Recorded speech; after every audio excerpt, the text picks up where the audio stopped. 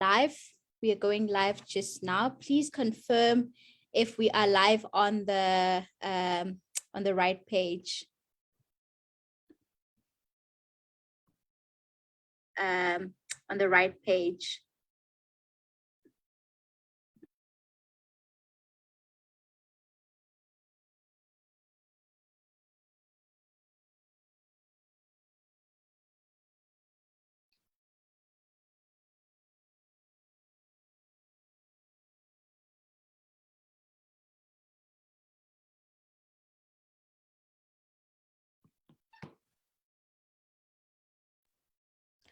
Okay, Sister Thuli, are you ready? As ready as can be. Awesome. Over to you. Okay. Thank you so much to the team that invited me, and I'm so grateful and honored to actually talk about this topic. You know, it's not an easy topic, but it's a topic that I can relate with because I also married interculturally. So I don't speak as an expert or anything, but I speak as a person who has experienced intercultural dating and marriage. And yeah, so welcome everyone. And before we even begin, I would like us to start with a word of prayer. Let us pray. Heavenly Father, we are grateful for life today. You woke us up. We know there are so many people that would have loved to wake up this morning, and it's not because they are more sinful than us, but it's because we know that the work that you have started in us, you have not finished. And so, God, we pray that you may be with us to continue that work right now. We plead the Holy Spirit to come and be with us, that he may be the one to speak, Lord. Take away all my impurities or anything that can be a hindrance to this discussion, and may it reach someone today who's waiting to hear from you, dear God. We thank you. We acknowledge your presence now. In Jesus' name, amen. So the topic is intercultural dating. The next slide, Melissa. I went to Google. You know, we are fortunate these days. In my time, we would have to go to a dictionary or ask an elder what is the definition of anything. So I went to Google, and this is the one that I think was resonating with the message that I'm trying to put across. If we say here, intercultural marriages, including dating, of course, marriages between the people of different faiths. Silly. Yeah, sorry to interrupt you. So the audience is saying that your voice is a bit low. So I don't know what we can do to increase the volume and your projection. Must I increase the volume from my side? Yes, please. Okay. Am I audible now? I adjusted. Yeah, that's better. Is it better? Okay. Yeah, I think that's better. We can maintain that. Okay, no, that's fine. Thank you. Yeah, so the definition that I found that was resonating with the message that I have was this one, to say is a marriage between people of different faiths, races, ethnicities, and geographic region. Just if we just stop there, we know that this topic is very vast. And so today, what I'm going to try and do is just to bring it to saying a marriage between a South African and somebody who is not. I think we can narrow it down to that, and maybe also narrow it further to saying between Christian or Adventist. Yeah, so they say they have become commonplace in American society, and I think in all societies. Still, such marriages have complications, and such couples see high divorce rates.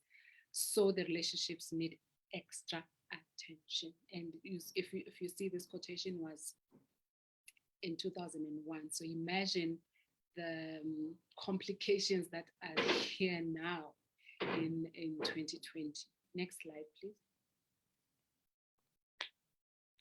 So in the next slide, you see that that picture. You see the picture of this couple on the left. This is the one that we usually, that usually attracts attention to say, well, oh, that's a interracial and also cultural. Yes. Sorry, I keep disturbing you. But the volume, I think it's still low. Like I don't know how we can resolve that if it's I don't know. Then I must put my like this. That means I must bring my laptop to me. Yeah, maybe if you put it closer and speak into it. Okay. Okay. Yeah. Okay. So the couples that we see, this is the one on the left. We see we that's the one that we usually expect to have problems, and because of that, then we scrutinize it, and we people tend to give more attention, and the people in it usually work hard to make it work. But this couple, because it's something that we see, and people are not written from outside saying, are you South African Nigerian or South African Zimbabwean? You know, we tend not, we assume a lot to saying it will work because we are both Black. And that is the biggest error that we do with that assumption, because just because we are Black and we are Christian and we are Adventist, that there is no guarantee that your marriage will work, especially if you are from different cultures. The City Press, one of the City Press publication had that heading that said marriage trends suggest South Africa is a racial blender. And I agree, especially the countries that tend to attract a lot of immigration. They tend to have these intercultural marriages. The next one. So today we have a cultural blender, which is the marriages that we have. So before dating, remember the topic says something about dating and then into marriage.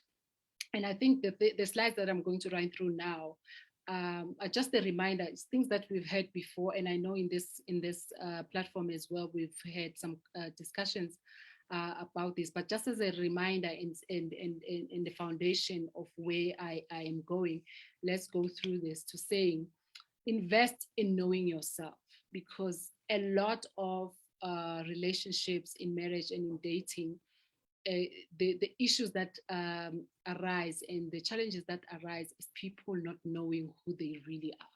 And just because I come from a family that is Christian, it does not mean that I know anything about myself. You know, you find people who know the Bible, who know the spirit of prophecy, who can quote so many things, but they know less about who they really are. And so you need to invest in yourself, in knowing yourself, and defining who you are, your personality. Take that personality test today. Our young people and every one of us, we are blessed to have access to personality profiles on the internet.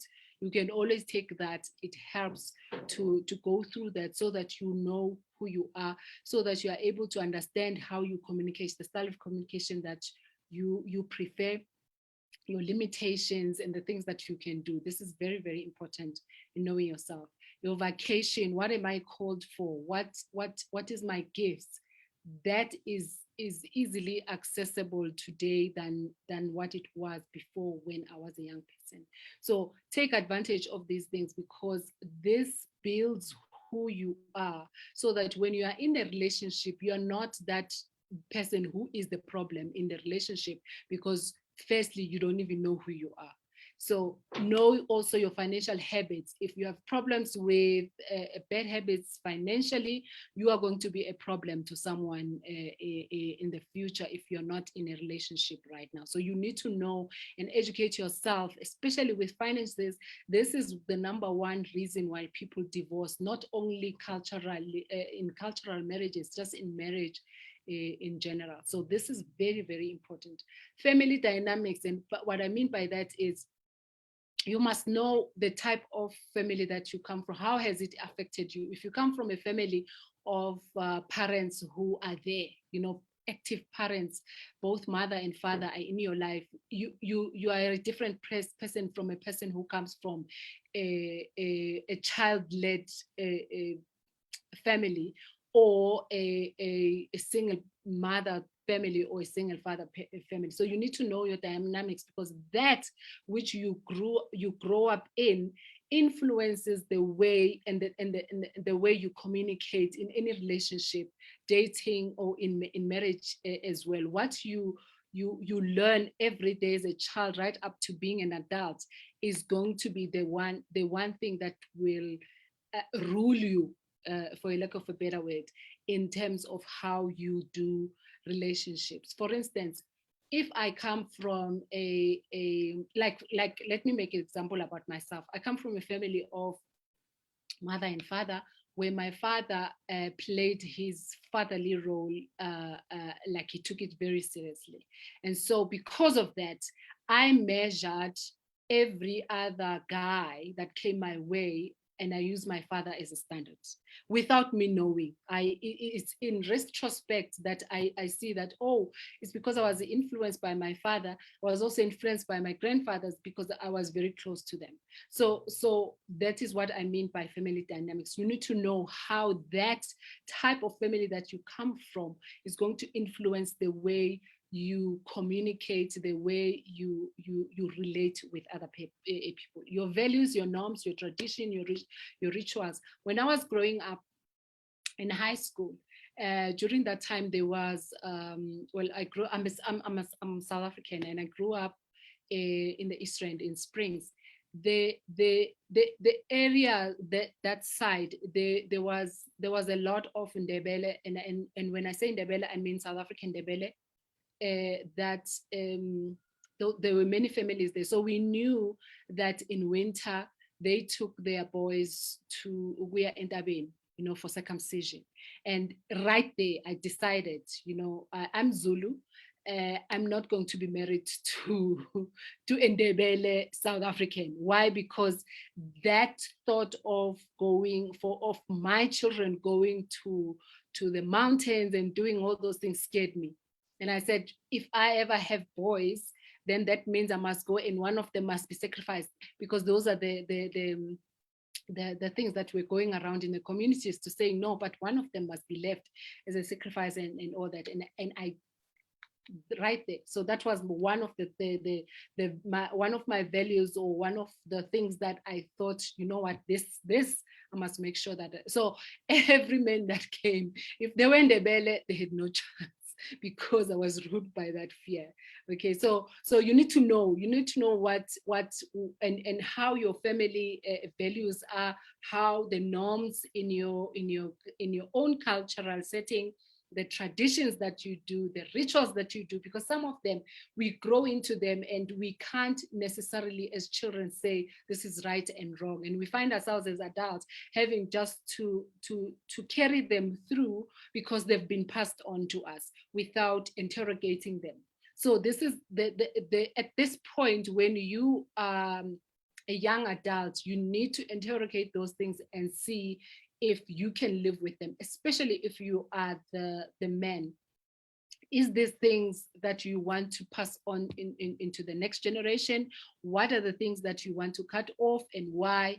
And how is that going to affect the relationship that you have with your actual family? So that's what I'm talking about. There's rituals that people do. I know there's a couple actually from Zim that I know, when they were having their children, if it was a boy child, they took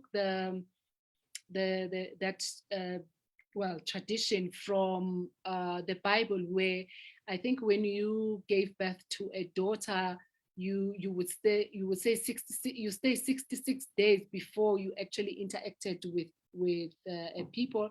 If it was a boy, it was 33 days, something like that. So the couple themselves, they adopted that as one of their rituals or tradition, or what is normal in their own family, not necessarily that it was done by. So you have to come to that, to saying, me, Thuli, what is it that I want to carry forward, looking forward to a family. And another most important one, the emotional and mental health. The families that we come from contribute a lot to our mental and emotional health. If you grew up in a family where all the time there's fighting, there's swearing, there's just vulgar, you are going to, you can't escape that. Unless it's by God's grace, and unless it is intentional. You tell yourself this and this, like I was saying, that there are these things that you need to interrogate and say, I'm not taking this forward. I'm leaving this. I'm taking this forward. The next slide, please. So these are the things that you need to do before dating, knowing about yourself. And then you do the same thing about the person that you have in your mind that you would want to be in a relationship with. And we are not even at culture yet. We are just talking about that which you fantasize about, or you think you would like, or you think would work with you. You know, you need to know their personality. When you found a friend, or even amongst friends, you know, we need to dispel this stigma or myth of saying counseling. You know, when people mention the word counseling, then it's like associated with something that has gone wrong. We need to dispel that myth, because people today are afraid to actually access help because of that kind of stigma. And so the way we dispel this is, even amongst friends, you can go for counseling, because there's friendships that do not work, that cannot work. And if I go and we invite a counselor, for instance, as friends, a group of friends, you know, it helps to either bond us together, or to help us to know whether we should part or not. And that is not a negative thing, because we all are seeking peace as individuals, you know. So you need to make sure that you are open to being educated, you're open to learning new things, you're open to knowing yourselves and helping others also know themselves. So the counseling thing is very important. Personality types, as well as friends, your communication styles. You need to know what the kind of communicator that you are. What kind of communicator are you? Vocation, what kind of person would you like to have? Would you like to be a mamfundisi if you are a male? Would you like to be a stay-at-home dad if you are if you are a woman? Would you like your man to be a stay-at-home dad? These are the conversations that people are having these days. Financial habits, this is very important. What's the financial habits of the other person? What debt do they have? I think we know, we've heard this many times mentioned also in this platform. The family dynamics, again, you need to know. Like I gave the example of saying, when I knew that in that tradition, or in that culture of the Ndebeles, this is what they do, I already wanted to stay away from them, from them. You see, so this is very important, because it helps shape who you are and what you are looking out for in terms of a relationship or a lifetime partner. Emotional health as well. You need to know whether people are toxic or not, because if they are toxic, the birds of the same feather flock together. You will eventually be toxic yourself. Next slide, please. So these are the things that we do during dating. What do you want in a relationship? Now you need to ask the important questions. Say now you found that person. Now I know myself. I'm looking for that person. And here I am. I'm in a relationship with a Nigerian, for instance. You know, you ask the important question: their family history. Where do they come from? In my case, what happened was, you know, we and this is a mistake that we make. And I think my generation, there's a lot of things that were done wrong, and a lot of things that were omitted from us. And maybe also we are at fault because we were, I am actually a generation that was at the brink of what they call the new dawn in South Africa.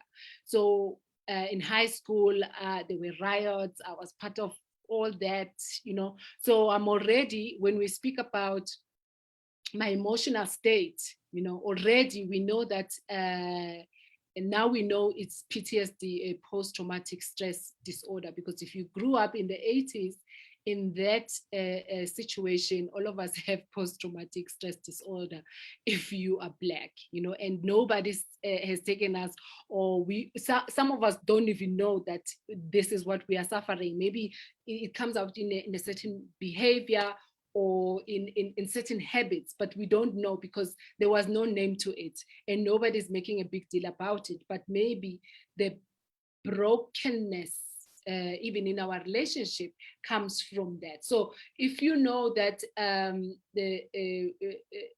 a person comes from that, you also need to make your own investigation to saying, oh, okay, so you are Igbo, go and study about Igbo people.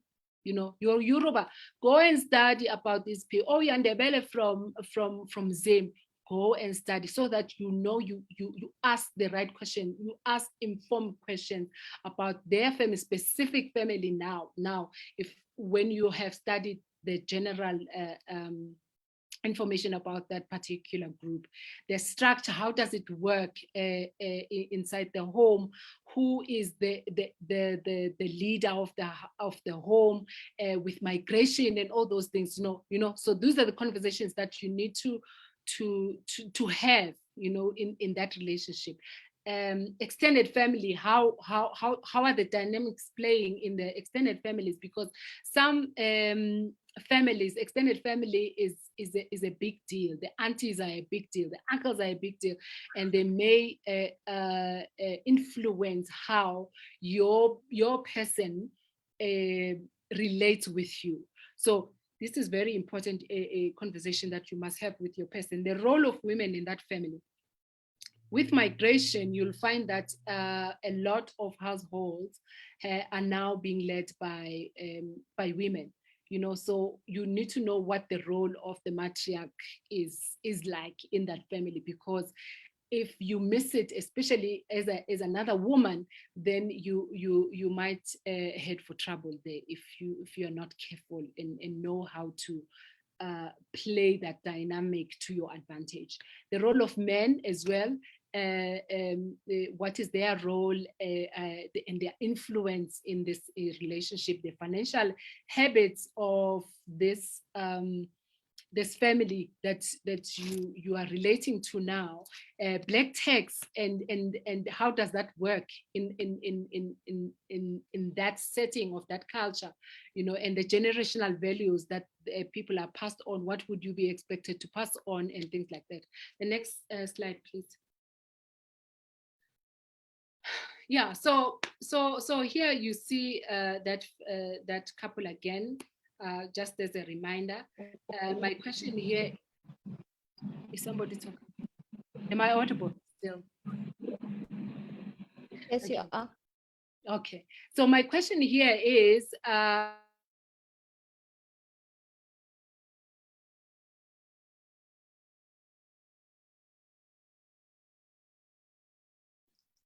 please unmute yourself, Sister Thuli. Oh, okay, sorry. Yeah, so in this one, we wanted to just to take a turn into the Bible and see what relationships worked and which one didn't. Does love have boundaries? If somebody can open for us 2 Corinthians 6 verse 14, I think it's the one about equal yoking. So I won't dwell much on this one because I see that there'll be a full discussion next week. So we've got biblical examples, and I think all of us know how these ones go. There was Abraham and Keturah, and in this relationship, Abraham, Keturah was the second wife, I think, when Sarah had died, you know, and she was not the chosen wife, but I guess she needed to come to help Abraham finish off the later life, the latter days of his life. You know, so you've got that worked well, even though it had its own challenges, because the people did not necessarily accept Keturah for who she was, because she did not come from your local, from your you know, from your usual, you know, people. Then you've got Esau and the Canaanites, and I'm always wondering, and I'm thinking now, I think I'm coming 360 to saying God's instructed Israel to say, do not marry outside Israel, you have to marry within, you know. And the examples that we see here, especially with Esau and Samson, we can see why God said that, because the cultures were different. Those things I just spoke about here, the values were different, the traditions, the rituals, everything was totally different. And that is a recipe for conflict if it's not managed well. So you see that with Esau was not even a chosen one. We know the story about Esau is just all negative because he chose his own way. He did not toe the line, so to say. And then there's Moses and the Ethiopian woman, where another woman who is Miriam, who then had issues with Moses choosing an Ethiopian woman who was not of the Israelite clan. So you see there the dynamics of being accepted or being rejected because you are from a different cultural background. And that is very common. It happens most of the time. And then we see Samson and Delilah again. We know that story is just one of those bad examples in the Bible. But then again, then we come to Naomi and Ruth. We find a totally different dynamic, which is where I actually want to for us to park just a little, to say, as women, we need to make it easy, for other women, just like how Naomi did. Naomi was very, her history was that of depression and bitterness and all that because her sons died, and when she was hopeful that she was going to have a grandchild and all that, these people just died. And so she by right should have been bitter and ugly and all those things, cruel and really an impossible person, but she wasn't, and Ruth made it easy for her to soften up and to accept. And we see in this relationship the ideal dynamic that must be at play with intercultural relationships. Naomi, they left Israel, they went to another country, and then they coming back to back home, and coming with a daughter-in-law who is not Israelite, but she embraced her, and they both embraced each other. And in that relationship, we see that there is something that can come when people cooperate, when love is the first thing that rules that rules us. Because if we are going to call ourselves by the name of God, love must be. And unfortunately, most of the time we misrepresent God by doing our own thing. It's like how you put a coat on when it suits us, to saying, okay, now it's Sabbath and I look all pretty and I'm ready to love, happy Sabbath. But when I get home, then it's a totally different story. We need to stop that. As women, I'm talking now to women. And then the next slide, please. You can check those verses at your own time, please, because I'm rushing for time. I do actually want us to have a discussion, so that's why. So marriage and closed doors, behind closed doors. So you will find that, okay, I am like in my case, I was married to a Zimbabwean Shona Ndebele. So already you see there's a problem, because the mom is Ndebele and the father was Shona. So yeah, that was the big thing, because now, but the mom is strong in this relationship with the son. There's something that I still cannot understand, especially from the people from Zimbabwe, and I'm hoping that I'm going to be helped today. Somebody may be listening and they know how to explain it to me. There's something about the relationship between the mother and the son that just kind of disturbing, because it's like it's like how a person is ruled by remote control wherever they are. I've had a lot of other parents who will say things like, no, you are my child, I gave birth to you, you owe me, you must do this for me, I am your parent, you know. And it goes back to black texts as well, especially to saying you owe me, you are going to do it, and if you don't do it, the Christians especially, then they put the guilt, you know, on their children, whether the sons or daughters, that if you don't, then God is not going to bless you. And so you find young people carrying this thing, sometimes unconsciously, until they are in a relationship or a marriage relationship, then it springs out. You know, like I was saying earlier, that, you know, when we bring up our children, they don't know consciously that, oh, this is a norm or this is a tradition. But because I do it and I pass it on all the time, they carry it everywhere. It's who they are. It's written, it's a signature that's written all over them. So you find that somehow us women, mothers, you know, there's something wrong that we do that is selfish, that is very, very selfish, that we do to our children, that will make them not to be free to be who they are. So you will find that the person is what now?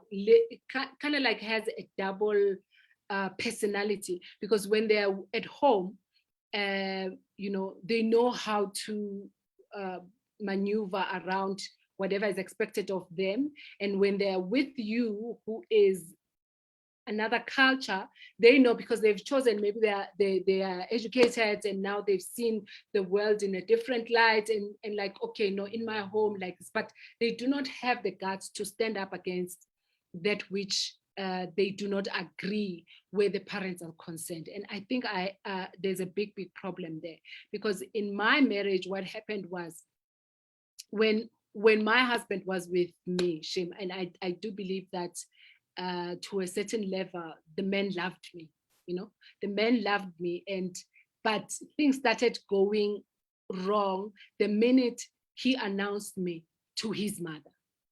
You know, the minute he announced me to his mother, that's when trouble started. Because number one, you know, in the dating, let me go back, dating in my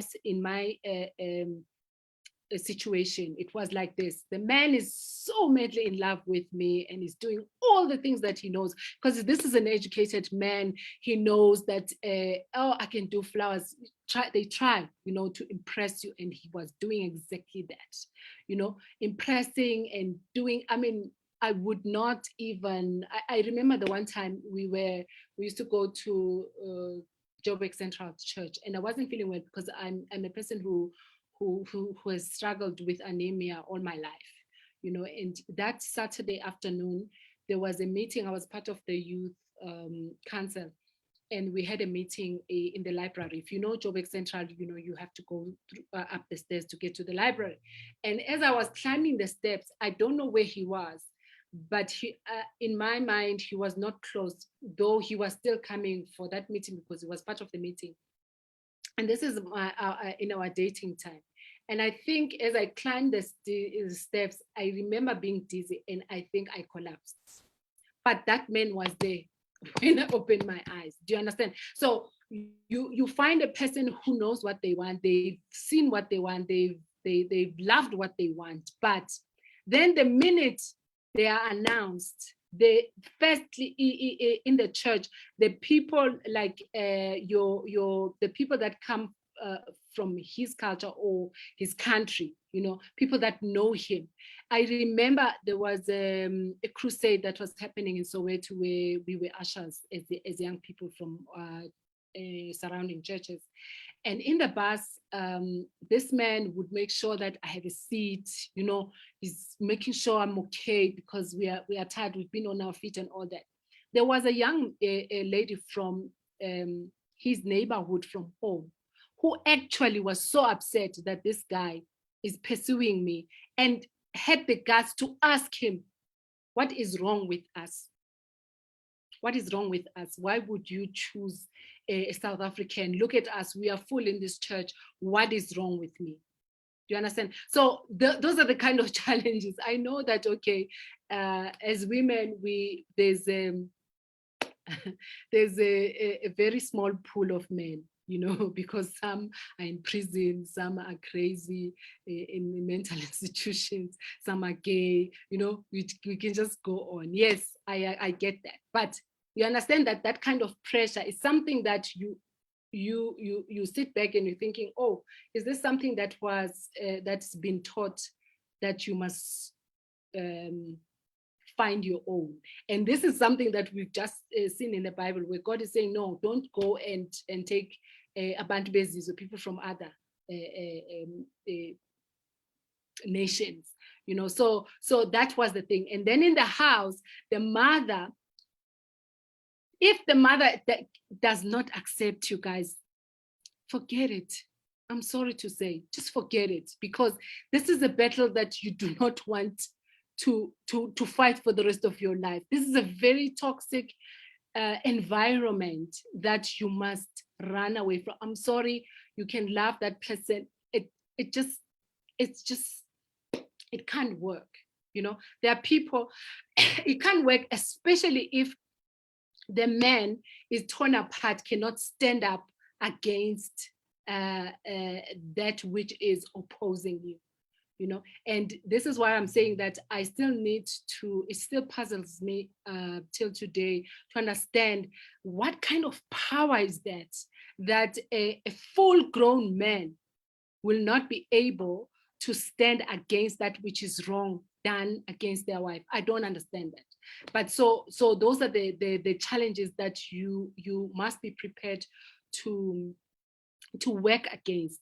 But there are also good stories. You know, I know a lot of other people who married like me, and they were accepted, they are loved, you know, they know that they are loved, and it's peace everywhere. Of course there are challenges, but they are not as bad as when you are still rejected, even maybe after 20-30 years.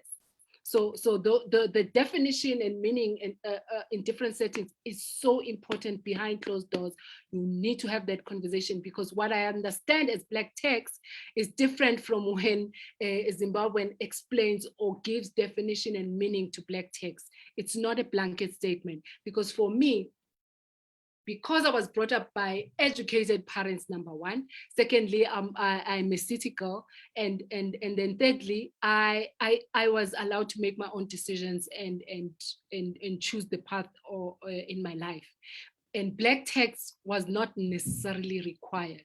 Do you understand? It wasn't a thing that we all know that when I grow up, when I start working, I must do this for my parents. In fact, or the parents are demanding, you must build that house, you must do. No, my setting of Black text is different. So you need to understand the attachment of what definitions are, the meanings behind that which we think is general. There's nothing like that. Everything is specific to a certain family or specific to a certain culture, and we need to know what it is. If you're really serious about this person, whether you are a man or a woman, you need to know, what does it mean to you? What does Black text mean to you? The values, the norms, the traditions, what do they mean to you? And hear the person say them in their own words, because then you know what you are dealing with. Yeah, so these are the things that you need to do in behind closed doors. Next slide, please.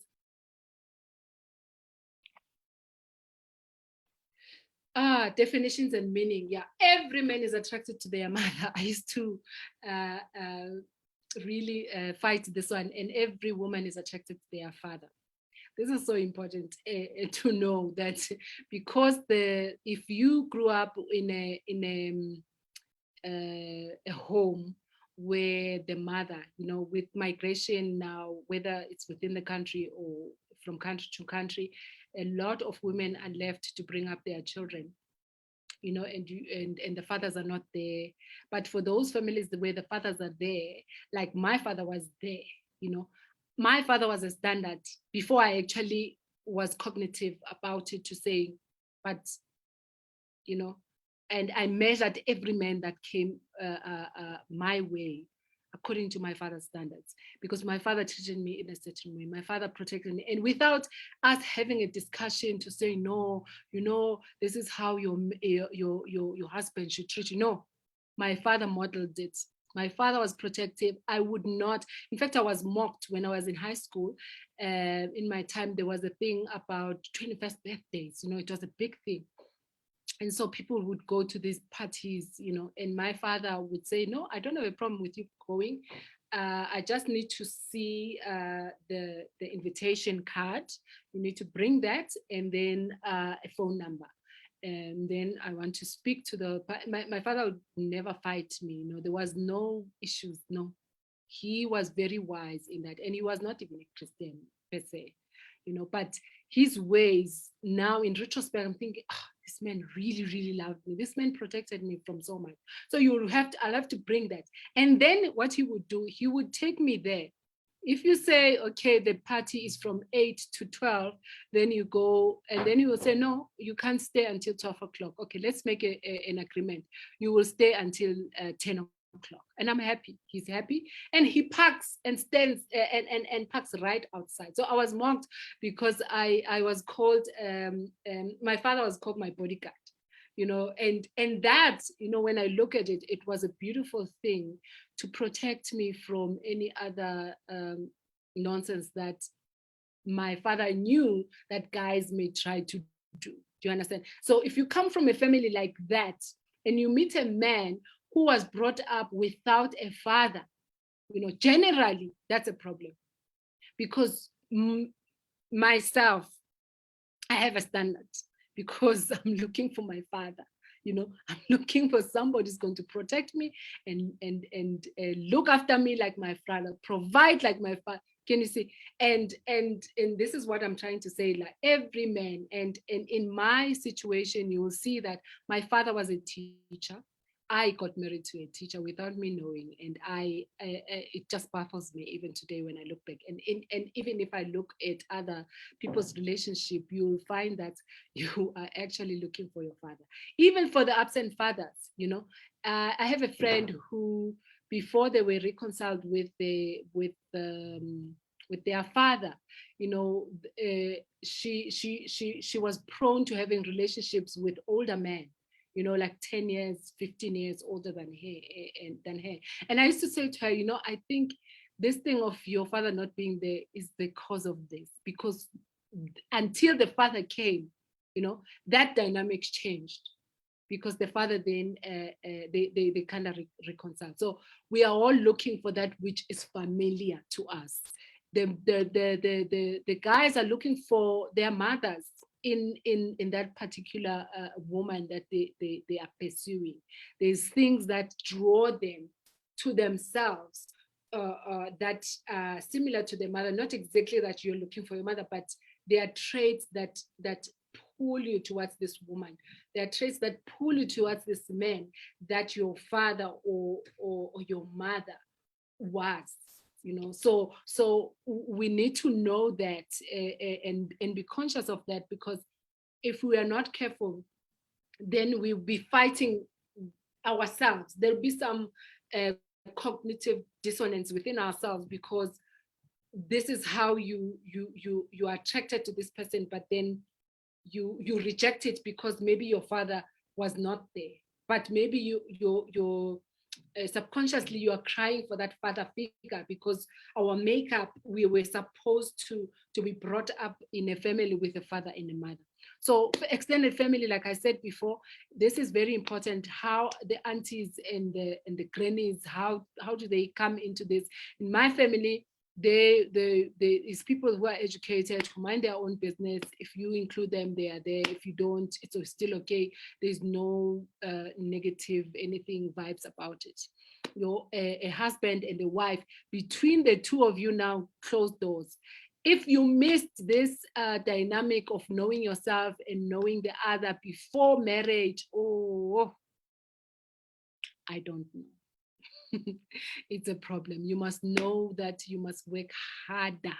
It's kind of like working hard in the pitch black cold night. That's what it is. If you missed it, so I am thankful for these kinds of discussions, because you can be warned. You be warned. Do something about it. We are not saying don't be. Don't. We are not saying do not encourage yourself to marry interculturally. Do marry, but be informed, educate yourself, and be intentional about it, about knowing. But then there's another dynamic. Go to the next slide, Nana.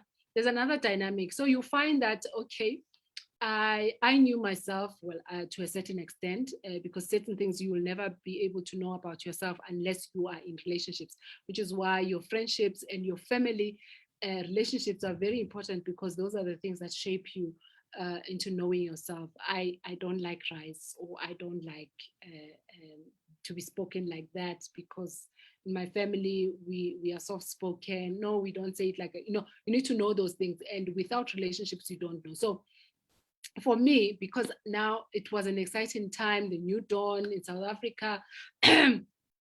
And here we are, we're seeing these people from all over the place, and we go to church with them. They're such beautiful, lovely people who love God. And so that was the common thing.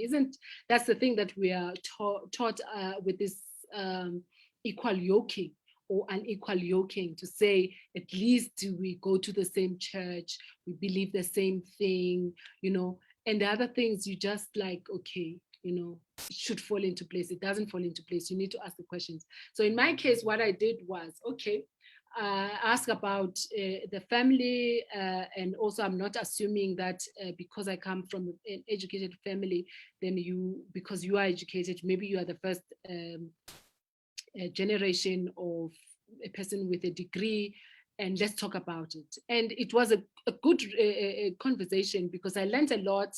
No, my mom actually can speak English, and they has worked as a domestic worker, and then I heard, or I've seen, when we have these visits, maybe because I belong to a group where there was a couple, and you will see that when the food comes, then there's kneeling and things like that. And I'm a city girl, and I'm like, what is that?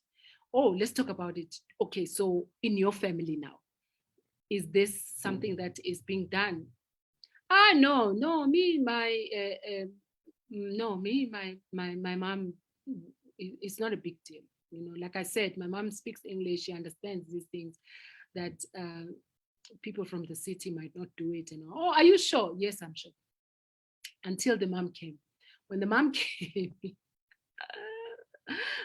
came, I'm ready, because I asked all the right questions. Okay, that's fine. I learned that, okay, so before you eat, you must bring the water in a basin.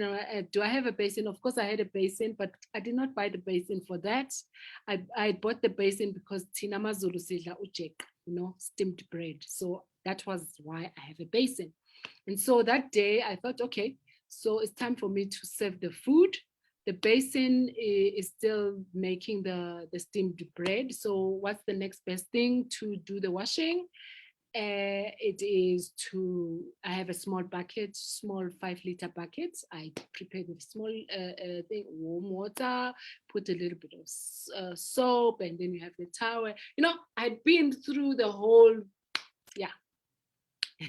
So I come with this thing, and then I come and I did not kneel, because Aniti, who brother said it's not a big deal. And the reason why I also didn't kneel is because I have a knee operation that every now and then troubles me, and this is why I was asking, so I can prepare myself. Okay, if I'm going to kneel, then I must find a way of, landing properly on my knees without hurting myself while I am being culturally correct. Okay, but that day I didn't, because I remember it was a Friday, so it's busy, you're preparing for Sabbath and all that. So what I did was I came close and I kind of bent it, and then I was giving the water to mom, and guys, the mom threw a tantrum. I was so puzzled. I actually was so puzzled. I left the water there because there was things that now were being said about South African women. I was angry. I left the bucket there and I went, I switched off. It's my way of dealing with trauma. Switched off and I carried on what I was going to do. I put the food aside and I carried on to finish whatever I wanted to, now it was like they are not even there. She wasn't even there. So that's what happened. And that was now another addition because I was already rejected from the beginning. How come? Why have you chosen somebody else? There are so many girls here around. Yeah, I understand. So the man was already, there was dissonance. Shame, poor guy, And now here's this woman who's saying, after I asked and this and this, and then this is the treatment, I give up. I'm not going to, unless we come back and then we talk about this like respectable elderly people. But I've seen that in the context of the Ndebeles and maybe even the Shonas, you cannot even confront your Mama Zala. You can't say, come, let's have the conversation. Come, let's talk about this. And this is me. I know to do that. When we have a misunderstanding, we call a meeting and then we talk about it. But that also, because I suggested it, because I saw that we are not going anywhere, and me, I can't tiptoe around, that also added to my rejection. So there was one thing after the other. So the reason why I'm emphasizing on this thing of knowing, ask the right questions, ask the type of woman that is bringing this man that you are interested in, the type of woman that is bringing this, bringing up this woman that you are interested in. This is very, very important. We know there's a lot of toxic relationship between parent and child, parent, son, parent, and daughter. So this is very important. The man, because you are the one who's asking the hand in marriage, you need to cover your person. You need to stand up for your person. If you've decided that I will take them anyway, whether my people accept them or not, you need to be a woman a man of a spine, a very strong spine. If your spine is controlled across the rivers, across the seas, then this marriage is not going to work. Okay, next slide, please. Now, these are the people that can be a problem, that can make it. And now I'm speaking to us ladies. Ladies, we need to stop. We need to stop. We need that kind of relationship of Naomi and Ruth, the one that I think in Titus speaks about these women that must be lead the young. We must be exemplary. We must be the ones that show the way, the right way. The one thing that still puzzles me today is that your Mama Zala was mistreated by her Mama Zala, and she didn't like it. She was rejected and whatever. She fought. Of course, the settings are different because the cultures were oppressive to women and all that. She didn't like it. She still remembers some of them with tears. But then they give birth to sons and they do the same thing. So it's like a generational curse that goes on. I'm like, but shouldn't you do better? And this is what I'm talking about. We need to do better. I have 4 sons. I'm blessed with 4 sons. And from the minute that my first son came, even through my relationship that was dying, I intentionally made that decision that if I didn't like the girl, I'm not going to there's one big thing that I'm going to do. I'm going to pray that person out for reasons. And I go to God like, God, look, I don't know, but I have a feeling about this child. Am I still audible? Yes. Okay. So you need to be a prayerful person. Secondly, I'm going to support my children through. My boys, I'm going to support. I'm going to love the women that they love, because I know what it's like to be rejected. But I don't understand women who still continuously pass on that relationship to other women and oppress them and reject them and call them names. That doesn't make sense to me. I think that's madness. And we need to stop that madness. And I've decided I'm going to stop the madness, because I'm going to receive girls. If all my sons decide to marry, that means I'm going to have four daughters. And I am preparing myself now, psychologically, emotionally, and otherwise, because I am not putting another child through the things that I was put through, and through the things that I see others continue to go through. So we need that. The grandmothers, they need to do something. Another example of what happened in my marriage. So I'm rejected, and you know how it's like when they just influence each other. So you are rejected by the mother, doesn't like you, will go and tell her sisters and everybody else who cares to listen, and then we'll go and tell their mother if the mother is still alive. So what happened with me, I was rejected even by the grandmother. This person has never seen me before, but now they're rejecting me. Okay, so there's a time when I go to them, I see everyone and all that, and then, oh, okay, that's her. Oh, she thinks she's better. Oh, you know, these city girls, wow. Okay, sharp. Me, because I'm a strong person, you know, and the strength, I must actually explain. It came because there was a time in my life before marriage where I was depressed, and I was really what's the word, fortunate, you know. I was really blessed because the institution where I was taught me how to fight and be assertive, speak for myself. This is the reason why I am like this today, you know. But a person who doesn't know me might think that I am, you know, I don't know. There's many names that I've been called, but my point is, you need to be able to be assertive. And so what happened, I think by God's design, one of the sisters, my mother-in-law's sisters, got very sick. The last one got sick, and they most of them now had come to South Africa to look for work. And one of the sisters then kept on having this cough, man, this cough. And eventually my husband says, no, man, come. We lived in Sideven at the time. Come, man, I'm going to take you to the clinic that side, because our clinic was very good with HIV and AIDS and stuff. So he's taken there. I have a small baby at the time, my last one. And he's taken to the clinic, and then they find out that they are HIV positive. And this woman comes home to me, because now he's there, he's with us for a few days. She breaks down, you know.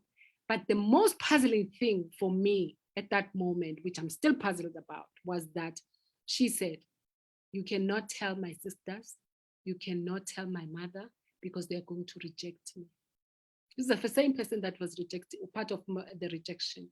And now here she is, she's sick, and she needs to be cared for, because she was coughing, and then she had some things growing under the armpits. You know how that goes. So, and I think psychologically, when you know that you have AIDS, then, you know, you can kill yourself. I mean, you can make this thing go rapidly if you are not mentally guarding your positive vibe, you know. So now she kind of like deteriorates, and this woman doesn't want to go back home, and she's stuck here with me, and I took care of her. I have a small baby. She needs to be carried into the back, out of the back, and okay. Eventually, she gets into the hospital. She's there at the hospital. No, we don't have a choice now. We have to tell the family. We tell the family. They come. We take them to hospital. So we will be doing that. We're doing that until. Where's the phase 2? You see that thing with. Okay, thank you. So eventually the woman dies, and the funeral, the mom says, no, they want the child to come and be buried at home. Fine. Me, I'm telling myself, oh, city girl, You've done all that you want. I don't like drama, and I'm satisfied that I took care of this woman. I led this woman to Christ. You know what? It's time for me to rest. So when they go to the funeral, because I'm rejected and I've accepted, I quickly accept my status, fortunately for me. Then I'm like, okay, I'm gonna go home. I'm gonna go to KZN and just take a breather and start all over again. Okay, so they go, they do whatever, and I don't know what excuse he gave, and then they come back. When they come back, fast forward, the grandmother is now the one who's sick, and the daughters is like, no, you must come to Joburg. The hospitals are better here. Eventually, grandma comes. Grandma, first thing when she came, she insists to come and see me. This is a woman that was rejecting me, and you know, I still remember the stare that woman gave me. And later on, I learned because I'm like that. I ask questions, but Gogo, all right, what's wrong? You know, the woman could not believe the things that she used to hear about me, and the thing that I did for her daughter, which none of the others were going to do, and that it's me. That woman, I'm telling you, until the day she died, she called for me before she died. She wouldn't go without saying, I want to hear. In fact, when she was in hospital, because she now had dementia and all that, the minute they mentioned Thuli's on the phone, then she would want to have the phone. And she wouldn't eat if anybody else asked, unless I'm the one who's saying, Gogo, please, then she started eating. Do you understand? And I'm telling you all this story because of the influence of the matriarchs, the grandmothers. We need to do better. We need to do better, guys. The wives, the mothers, we need to do better. The aunts, we need to do better, because the aunt will come here and make you suffer, but they're married somewhere and somebody's making them suffer. But it's like, okay, doesn't that make sense that you know, it doesn't make sense to me. It just doesn't make sense. It just baffles me. Sisters, we need to do better. You're old. It's like people don't want, they want to be old when it suits them, but then you are still a child, or we are still just siblings, and I can control you because I'm a big sister. I can come and tell you what the tetes. No, we need to stop. We need to do better for our children. And you know, the big question that I've asked lately is that we see so much gender-based violence. All those men, they spent, most of them, they spent about 18 years of their lives with a woman in their lives. What is it that has made them so angry at women, that we are raped, we are done the way that we are? Could there be something that we also contribute? Because now we plead victim. We are always pleading victim. Isn't there something that we are contributing to the breakdown of our society when we have the power to do something good about it? Because God has endowed us with so many good qualities. We are nurturers. We love, you know, we are incubators. You know, we take the seed, one seed, and we bring it forth as something that is great and with fruits that, you know, that changes the world. Why can't we use that power for good? Instead of attacking each other and those that come into our families as our in-laws, why can't we be the influence of change that God has made us to be? Why must we be the ones, you know, to persecute? We persecute our own children by saying, as a single parent right now, I'm a single parent, and I am parenting boys. Of course, they are big now. Now imagine you are a young woman, you get a child out of wedlock, and then you are busy trashing men, but you have a small man in your house. Isn't that a cognitive dissonance? What are you saying? You are saying, so is your son also trash? We need to do better. We really need to do better, because what will happen when your son is old, they go into your Facebook, they see that these are the things that you've said about men. We are driving them crazy. We are driving them crazy. We are driving each other crazy. So sisters, we need to do better. We really, really need to do better. Next slide is about the fathers, the males. If your matriarchs are failing, they are just crazy, because we know, we've got even this thing of saying, no, there's always that crazy aunt. No, why must we accept it? Why must we accept that toxicity? We must rebuke people, put people in their place, and help them to shape up. Why must we glorify that? Because then they go mad, and then it's passed on to another generation. We need to do better. And if that doesn't work, and you come into this, the man, the spine, these people, grandfathers, we need to stand up.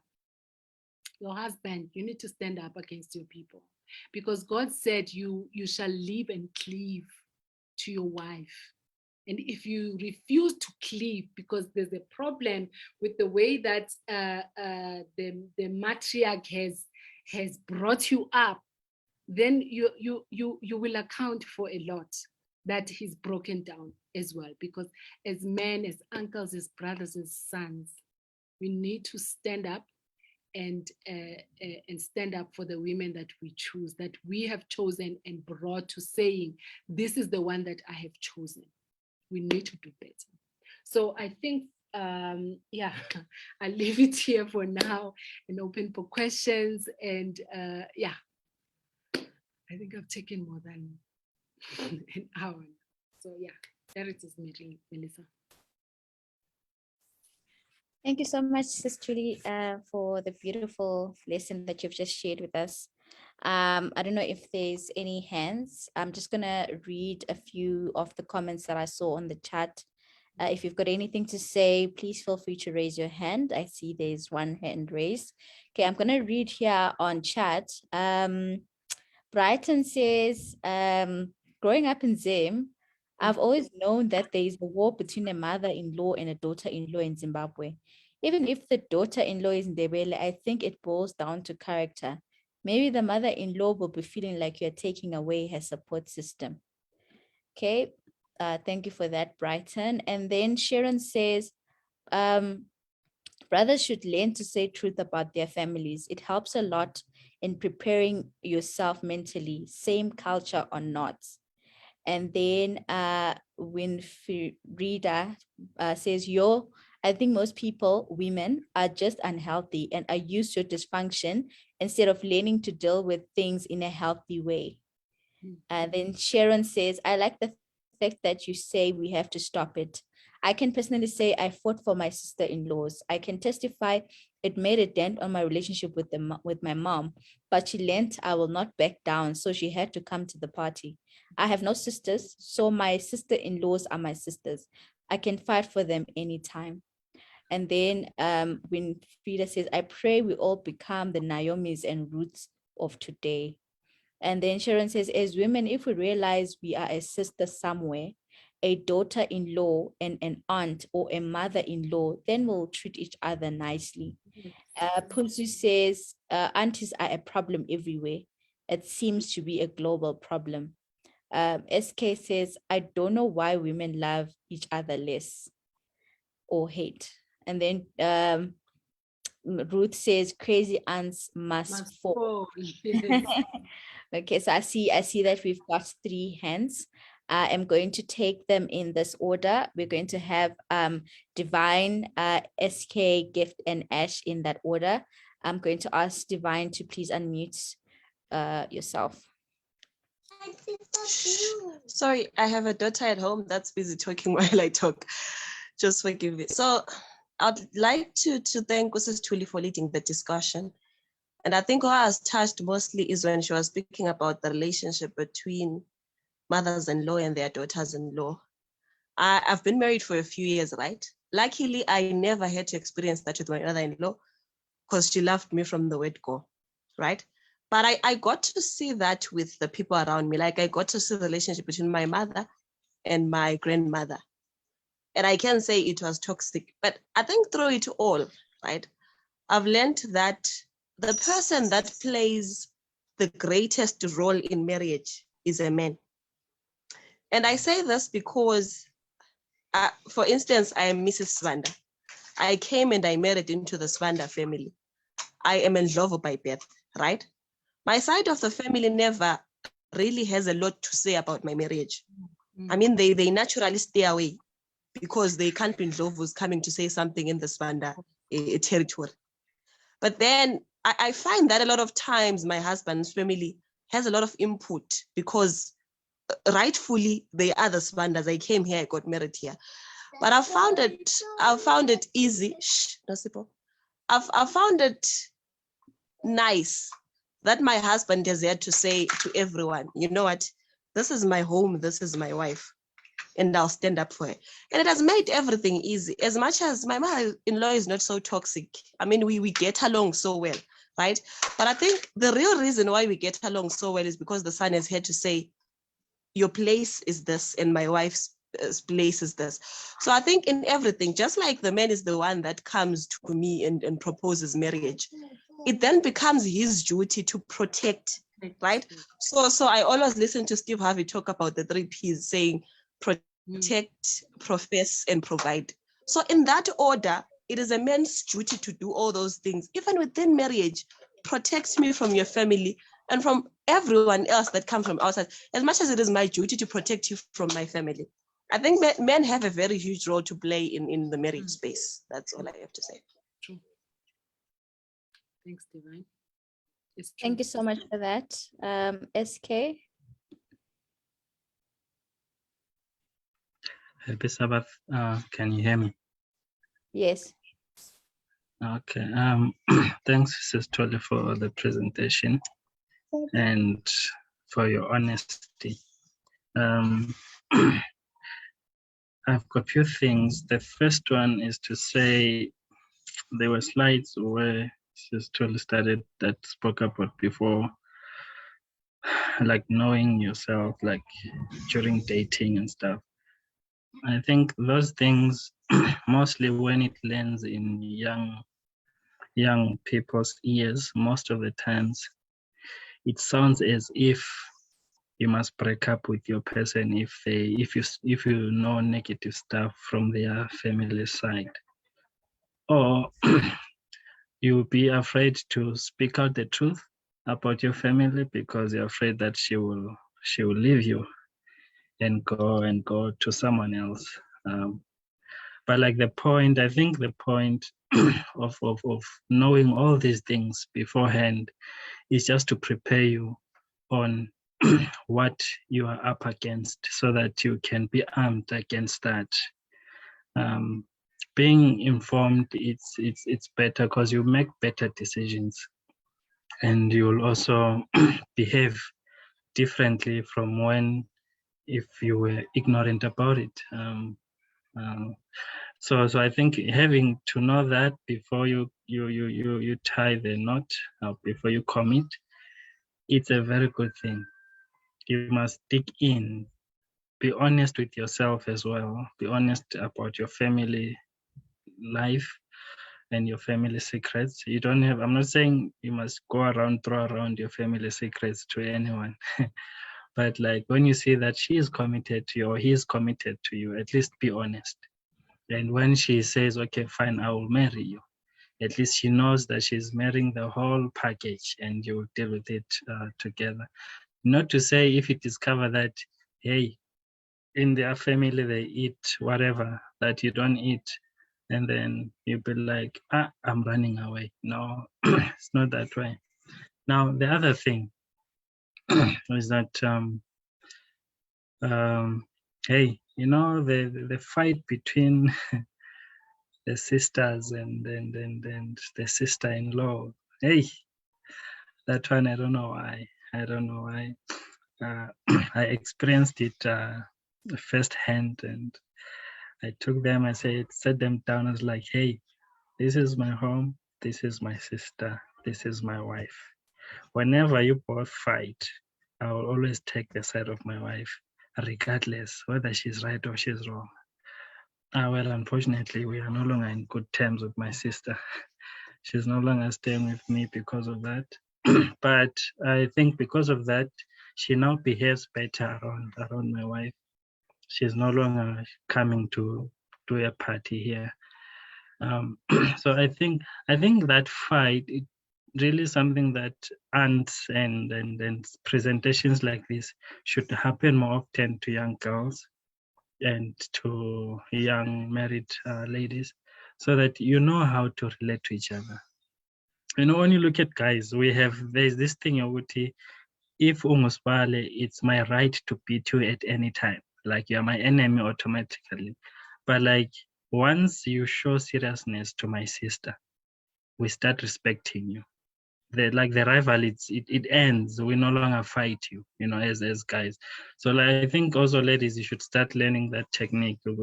Don't hold grudges against each other.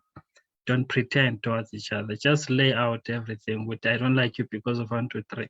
Let's fix it. Then you move on. And most people that like each other the most are the brother-in-laws. They like each other more than the sister-in-laws loving the other sister. And then lastly, the honest that Mrs. Thuli just brought in here, especially about the intermarriage thing. Hey, that one, hey, if you would want to eliminate a lot of problems in your relationship or in your marriage, you rather marry in your own tribe or in your own culture. Not to say other cultures are bad, but like you understand better to your culture, you relate better to that. There's a statement that Ellen White said about blacks, they must marry blacks, white, they must marry whites. And a lot of people say that's racism, but that's not. It's just that you relate better towards each other than intermarrying. It's fine if you intermarry, as long as you fully understand what you're getting yourself into. But hey, you must know that the trouble, it's way more than the good part if you're intermarrying. And yeah, so thanks for the honest, and that's my comment. Thank you so much for that. Gift and Ash, please unmute yourself. Thank you. First, I want to say hi, Mama Thuli. It's me, Ashley. She knows me. She used to be my mom. She still is my mom. We used to go to Brixton together. And powerful presentation indeed. I actually like it. You also hear my child in the background. So I also am in an intercultural marriage. But what I liked is that for my husband, before we even got married, he already told me what his family is about. And for me, for one, I think I'm one of the lucky ones because the family is the one who liked me for my husband. So when he was asking me out at first, I was like, but the love that I received from his family alone showed me that, okay, when I get married, I won't have those fights. And for real, I didn't get those. And one thing my mom taught me, which is working for me as well, is that if I do something wrong to my husband, he should come and tell my mom. And then if my husband does something wrong to me, I should go and tell his brother because his father passed away. I should go and tell his brother. So that works for us because what I've noticed, if I do something wrong and my husband has to go and tell the family, he might forgive me, but the family won't, and vice versa. And I know that needs to be put. Like for me, when I do something and I know, okay, I did wrong there, and now my mom is the one who's like, but my daughter, I didn't raise you like this. It actually hits a different way. I'm like, okay, I have to change my ways. But other than that, I think what's important, what Divine said, is that your husband has to protect you from his family, even if he protects you in something that he clearly knows you did wrong. There's things where I was like, oh, but I'm naming bed, and then on our way home in the car, you'd be like, I protected you by my wife. You know what you did, 1, 2, 3. And that's so important. That protection is really needed within a marriage setup. even me, I also protect him from my mom, you know. I like, even though he did something, like, but mommy, you know, gift is like this. And he also, by his family, he does the same. That is really needed in a marriage setup. So I thank Mama Thuli for actually bringing such a powerful presentation for us. Thank you. Thank you so much, Ashley. Going to unmute Takalani, then we'll have Pusu, and then we'll have the comments, and then Sis Thuli will share her input. Okay, I don't know if Takalani's audio is connected, but for now, okay, there he is. Thank you. Good afternoon. I want to understand from the speaker, based on the topic of today, the treatment that she received from her mother-in-law. Was it because the mother-in-law was Shona Strokondebele, or she would have received something different if the mother-in-law was a Zulu? Thank you so much.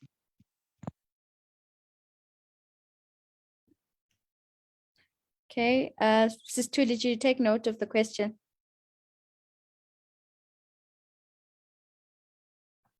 Yes, I'm taking note. Okay, all right. Pusu, I'm going to unmute you.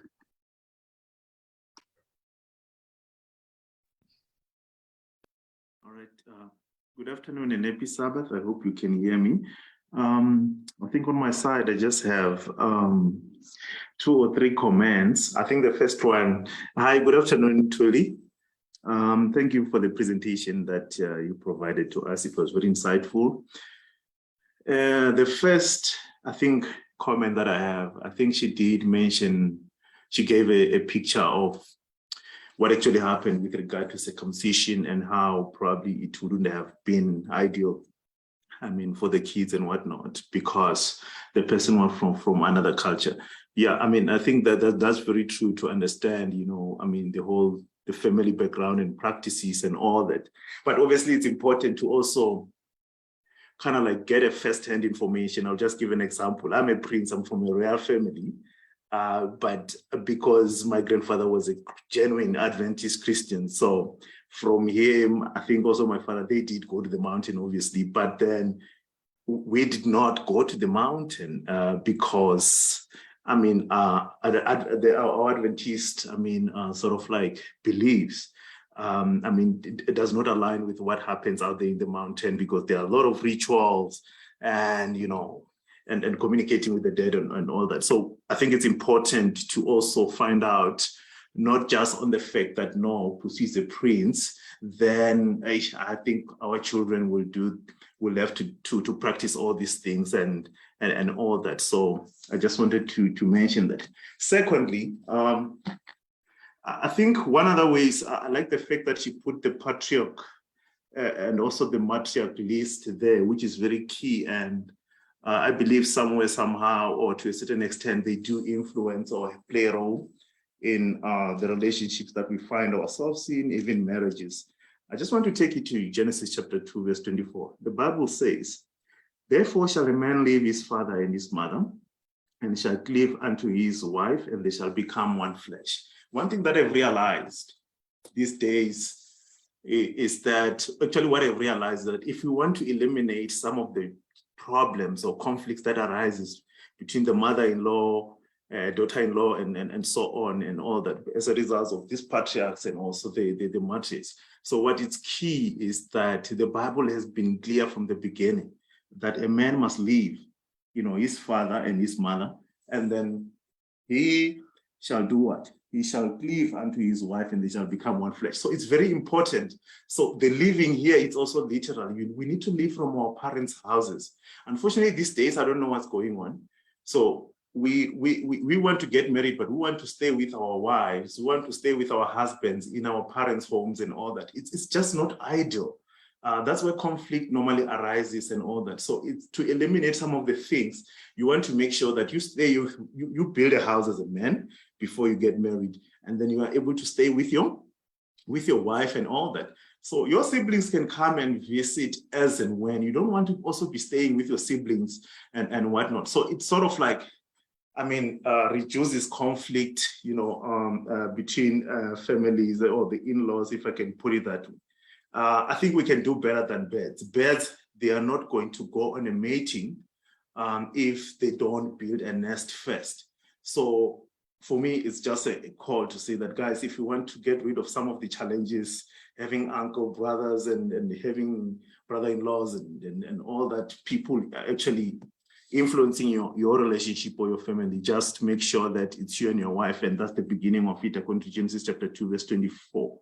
I think I will just end up here, but I think the next slide, I understand in the interest of time, it would have been, I'm not saying it's there, but I just want to say that I think the role that the church members sometimes play, it does influence, our relationships as other church members and all that. I have witnessed relationships or even marriages that have been influenced in a bad way by church members and all that. So there is another leg, obviously, to this besides our family members and all that, because we also spend much of our time in church and then and all that. So we just need to be careful. So a marriage is between two people. It's a wife and a husband. And thank you so much. Thank you so much for that. I'm going to read this comment and then Mrs. Thuli will come through. Divine says, okay, to me, before Divine says, I grew up watching my father's side of the family abuse my mother because they didn't like her. My grandmother and aunts called it Magoti duties. They also verbally abused her, especially my aunt, dad's older sister. She tolerated it and my father did not stand up for her. I vowed I would never get married. Dumi says to Dumi, I think most of us grew up seeing those traumas. I've always prayed, though, that we are a different generation of men and women. I've always believed in the sanctity of marriage, and I think it's due to my belief in God and the created and made that He created and made marriage holy. God cannot create something that is not good and beautiful. It's people that give a bad name to marriage. If we are not to get married, we need to make a choice to make it beautiful if we are to get married. Okay, thank you so much for that. Sis Thuli, I think you can come through. Okay. Yeah, I like the point that Divine raised of saying the things that I spoke about of the before is for preparation. It's not that now we are going to just reject people. And when you know yourself, you know what you can take, you know what you cannot take. So it's important for you to know yourself. And I'm not sure how in the church, like Puses raise the church now, how can we help, in a realistic, genuine, and authentic way of helping young people to know themselves first? Because once you know yourself, you know what you can take, you know what you cannot take. And you know your boundaries. You have your own boundaries to say, you know what, here and nothing further. So that is very important for preparation, but not for rejecting people. Thank you so much for that, Divine.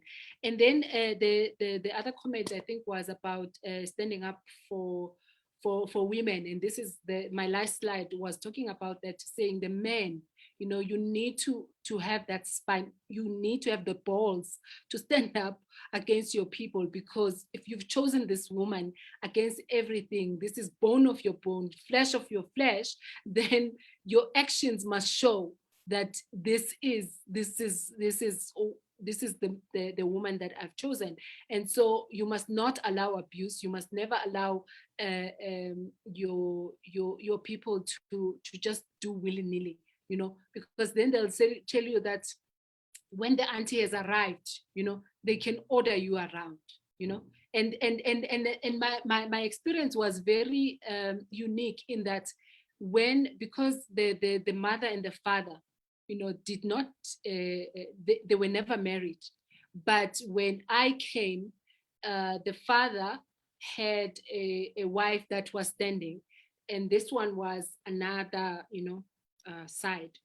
But so when I came, the father actually embraced me and was so happy that my son, even though you are from outside, you are on the right track because they do things in this way, you know. So that other family accepted me, their half family, you know, and they took me into knowing that the importance of a makoti in this. They are the Shona, the makoti, and my role, and they let me, they taught me, because there's an older a brother, and the wife is the one that actually initiated me in a way that I felt like, you know, at least this side, and this is the side I loved, you know. So I experienced both sides, and it wasn't, and I'm trying to get to a point where the other person was saying, did I get the treatment because they were Shona, or would it have been different if they were Zulu?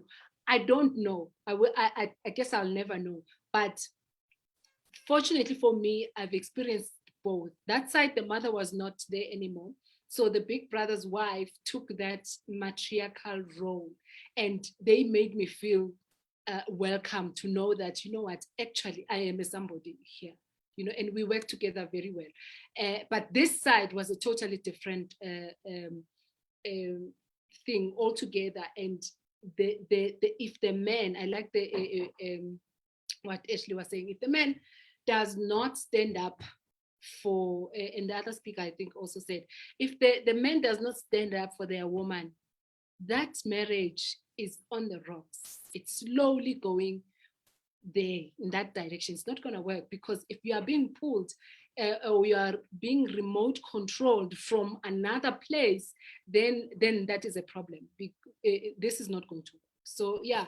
And then the other thing, what Pusu raised now, is the church influence, you know. And I'm very, what's the word? I'm very disturbed by the power that we give the church on our marriages. It really disturbs me, because if you look in the Old Testament, you know, you don't see that happening. Everything was about family, you know. The marriage agreement and all that was between family and family. When the bride price was accepted or agreed upon and accepted, that was a marriage. It just needed consummation, and that was it. There was no going to church, there was no pastor and everything. So I feel personally, I feel we give the church too much power. And that is one of the things that add to the problem that we have, even in just marriage in general. And because these are strange people. Yes, we are a church family. Yeah, you know, but we don't even know what we say by that, because when I don't have food here, nobody knows what I go through, you know. I go through stuff from Sunday to Friday.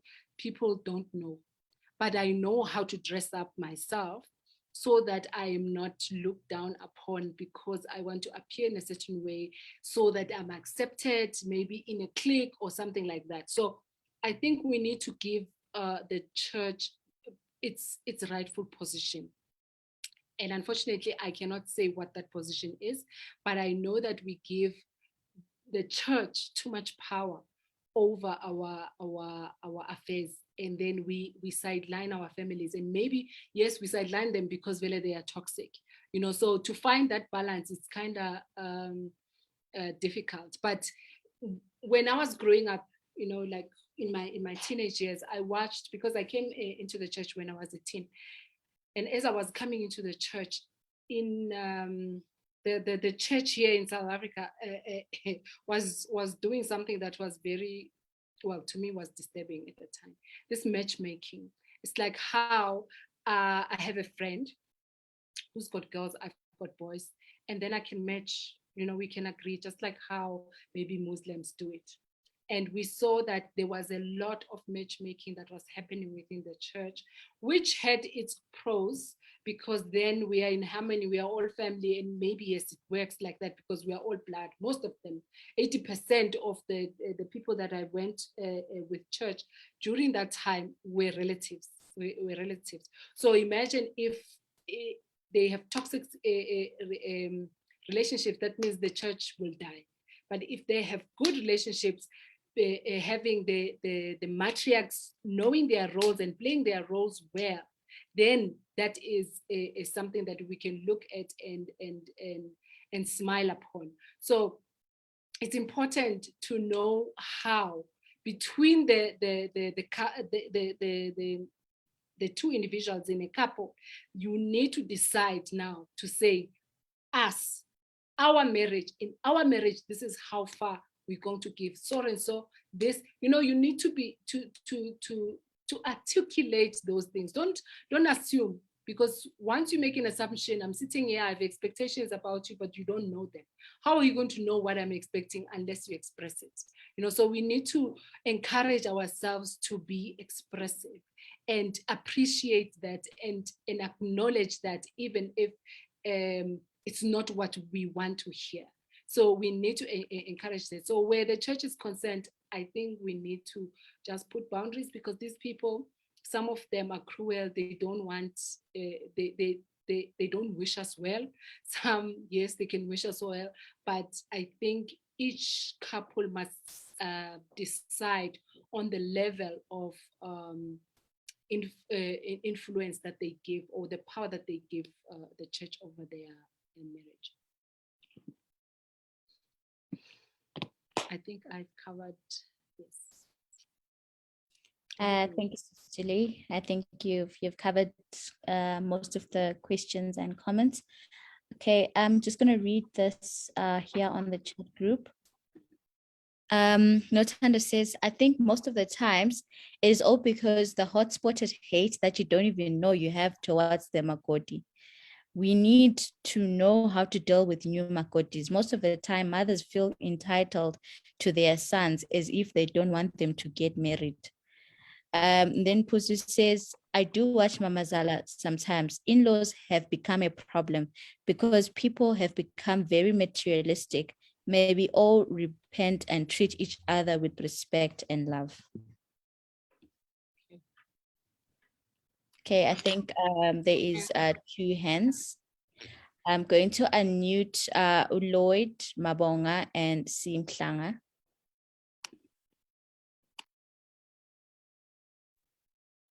Hi, Chesh, how are you? Thank you very much for the presentation. I just have some few inputs that I want to put through. The first one is in line with the last portion that the presenter was answering concerning the role of the church, in all this. I think I do have a different perspective from what the presenter is saying. The church is just a platform that you two bring your stories to church and the church facilitates. So to say the church gets to dictate on some issues that have to do with your marriage, I think we are misfiring to some extent. It is the couple that brings the matters to the church, and the church try to assist. And in trying to assist, we are not actually saying giving you solutions. If you come and say you want to have a wedding at church, we can't say no as a church. We facilitate the wedding for you. You are the one who made the choice of a partner. And after making choice of a partner, and you agreed that you are going to be wedding at church, then the church helps. If you have got issues in your family, in your marriage, and you bring your case to the church, yes, the church will help you try to resolve.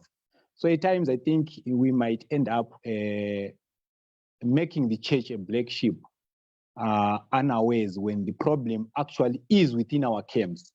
So I think that part, needs to be approached correctly. I do agree on the part that you said, when there are issues within the family, let them be dealt first at a family level. Then you may take the issues to the church if you feel your family cannot participate in resolving such issues. So the family is the first bus stop for you to take your issues, to resolve your differences be it cultural settings or etc. Then maybe later to the church. Then I also want to comment on Genesis 2 verse 24, where we speak about men leaving the family, joining to the wife, and they be two away from the family. We need to understand the cultural context from an African perspective. I know this modernization has brought in some new attributes into our families, but we need to understand that in as much as you might marry to your husband or to your wife, the responsibility might still remain with you, that you take care of your parents back home. And we need that as well to be incorporated. It's not like you are winning the man away from his family, which might actually as well be another biggest reason why there are such issues where the mother-in-law and daughter-in-law do not click. I think if you two, the couple, can sit down and talk over these issues to say, how do we deal with the family from your side as a wife? How do we deal with the family from my side as a man? Where do we assist? How do we assist? In what manner of assistance do we go about it? I think some of these issues might just be avoided. And the other thing that I also wanted to just put through from the presenter's perspective, we want to know intercultural issues when it comes to dating, to say what is the advice when it comes to differences in cultural principles. I like it because one brother actually said something about what Ellen White says about blacks marrying blacks, white marrying blacks. The reason why Ellen White said that, she was actually trying to sell through a principle to say when two different cultures unite, the principles from the cultures oftenly differ. So it might cause conflict. Then we've got a different setup where we do have two people from different cultures and they are Adventists. So the bottom line of reasoning is we are Adventists, then we should be both believers. So then it's going to just work just like that. But we do know that there are cultural aspects that might cause some issues in your marriage. So this is my contribution in this regard. Thank you very much. Thank you so much, Lloyd. Sim Planga. Hi, everyone. Thank you so much. And hi, Sis Thuli, it's you. I just got a few comments to make, like, especially as a young person. You observe how marriages grow, and it's like there's a trend. And it's quite sad, especially in the Seventh-day Adventist Church, because we've got, I believe, all the truths at our disposal, but we refuse to live and apply them. And it constantly makes me say, there was a point in time I actually once said to a certain group of young people, we're just having discussions like this, that what is culture? Culture is a way of doing things in its most basic form, without maybe like complicating things. But then now, having said that, like just probably going with that basic definition of culture, ain't the biblical principles supposed to be a culture that we learn to strive to follow as a people that say we believe that the Bible is our basic foundational principle? The very same Bible that teaches us love, two greatest principles, one is like unto the other. That's the first thing. And then the second thing that I've observed, like I said, that you just see, and I'm tempted to say something that is very sad, but then you see even your own parents failing you, and you're like, if my own parents are not even getting this right, what are the odds of me and the DNA that I carry that is from them that I'll get it right? And we tend to think that no, we can ignore whatever happens around us. And I go back again to the principle of the Bible. By beholding, you are changed. Our surroundings have a very great influence in what is happening in the marriages that we see. And as young people, like Mrs. Thuli had already highlighted, we have a tendency of not asking the questions. We are just buttering on top of things. And when you ask the questions, you are deemed to be a person who is probably, for the lack of a better word, you're being extreme or you're being too serious because you are going to the point or to the heart of the problem. And we are not like, again, I refer to Sis Thuli's points, that honesty lacks during the dating phase. People don't want to open up. We want to behave like our families are perfect. We don't want to say, yazi, nginalo anto beta. Prepare yourself, brace yourself.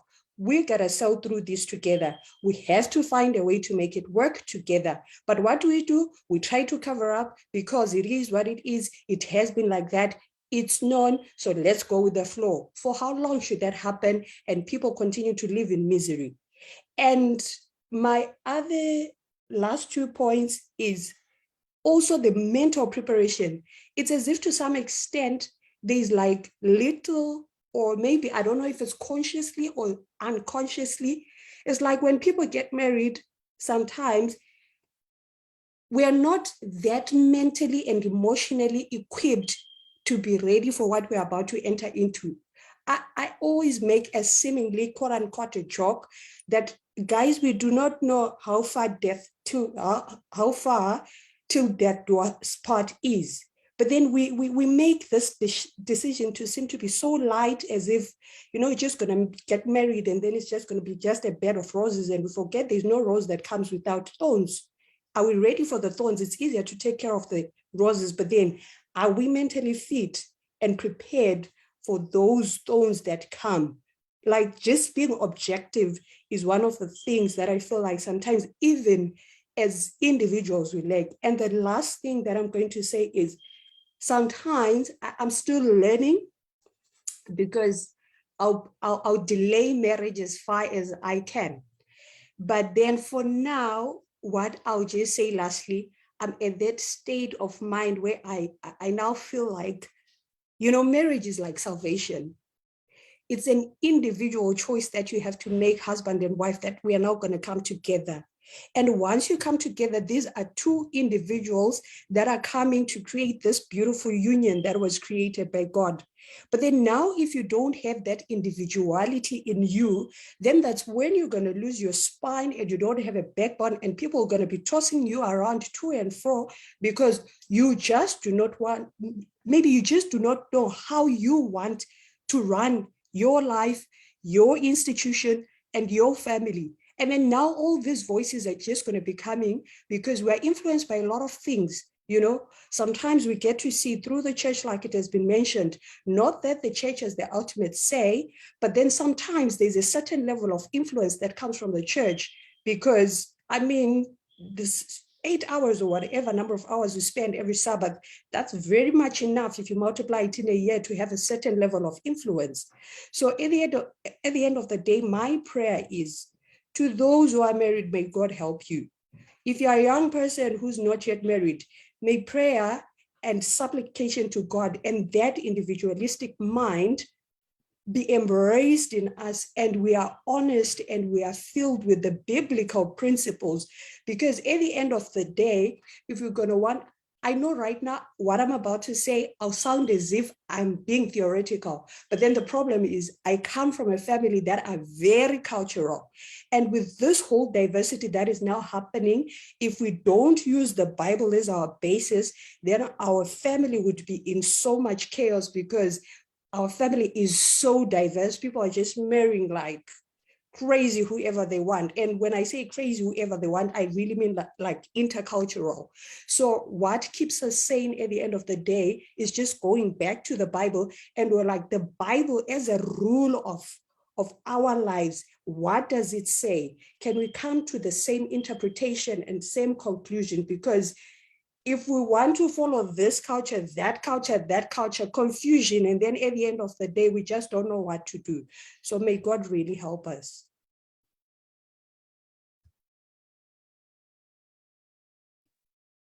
Okay, thank you so much, Tabani. I just want to respond to what you were saying, this thing that you're saying now, lastly, to saying we need to use the Bible as our foundation. That's a very big challenge, and it's the reason why we have so many denominations in the Christian faith in the first place, you know, and it's even compounded or more complicated in the Adventists, because if we say we're going to follow the Bible, you know, in Zim, things are different. It's the same Bible. We have the same Bible. We have the same spirit of prophecy. We have the same church manual, everything. But we are still different. So I think we need to come to that, realization that our DNA, you know, in our DNA, there's something that will always make me behave in a certain way. That's something that we cannot even maybe explain because of where I come from, where and how I was brought up. You know, if you were brought, because a Christian home, maybe fifth, fourth generation of a Christian home in Zim, and the same kind generation in South Africa, those two families, they are both Christian, they are both Adventist, but the way they are doing that culture of the Bible is totally different. So I think, like I said, we need to come to a point where the couples themselves, you know, in that knowing yourself and that asking those critical questions, you are then paving and shaping who you are, and maybe even scaling off the things that you know were toxic. This is so important, that we're talking about also mental and emotional health, because if you come from a toxic, because they are toxic Christian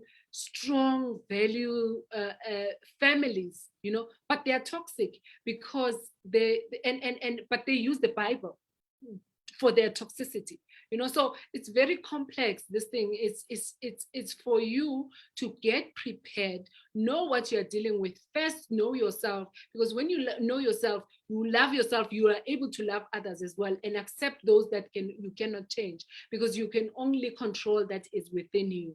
So we need to also factor that dynamic to say a Christian in Zim, Emakaya, you know, when I go there, I know that, well, I can wear pants and what here, you know, but when I go there, I know that you can't dress like that, otherwise you're going to offend people. So what do you want? You want peace, or you want to be right, or you want rights, or do you get me? But I come here and I'm a Christian here. I am white. I go to Sentin Church or whatever, the white churches, they wear pants to church, you know, those kinds of things. But we are all Christians, so it's very, very complex. We need, just when you have found the one, you must agree that this is the way that we are going to do it here. This is how we understand it, and this is the standard that we will keep in our home, and then allow that influence then from church members as much as you want. It's also up to the couple that must decide. But and then Lloyd spoke about how the church, how I was talking about the church influence, saying that we give them too much power. What I meant was, it's yes, the church is there to help. You know, the church is there to guide, so that we all grow together. Hopefully we are growing together and all that. Sometimes we are growing apart, you know, and we need to guard their influence, whether it's positive or negative. We need to still guard it, because we still have families to go back to, and we are married to families, not necessarily the church, you know, because those people are strangers. They come from wherever. Yes, we connect on the level of faith, but the people who are more accountable for this thing to work It's your family members, and whether, because some family members are not even Christian, you know, you need to find a way of managing that. And yes, the church is there as that extra assistance that if you want, then you can go to for that help. I think that's those are the two. I'm responding to those. There's more hands. All right, thank you. Before I get to the hands, I want to just take some comments from our Facebook community. Tlabangani says, I'm glad we're having these conversations. Wulelo says, personally, I think the challenge starts from expectations and sense of entitlement.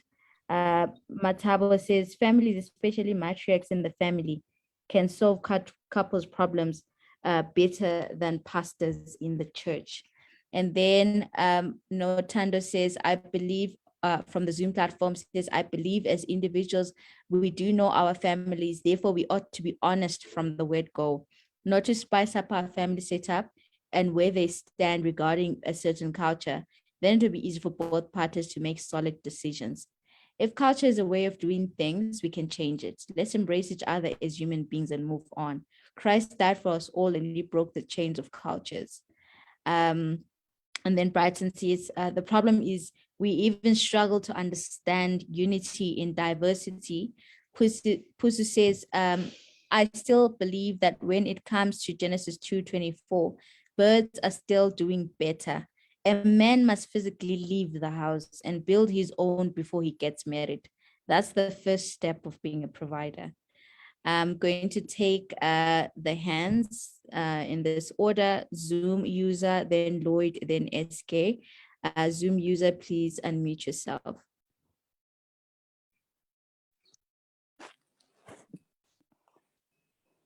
Good afternoon. Afternoon. Am I audible? Yes.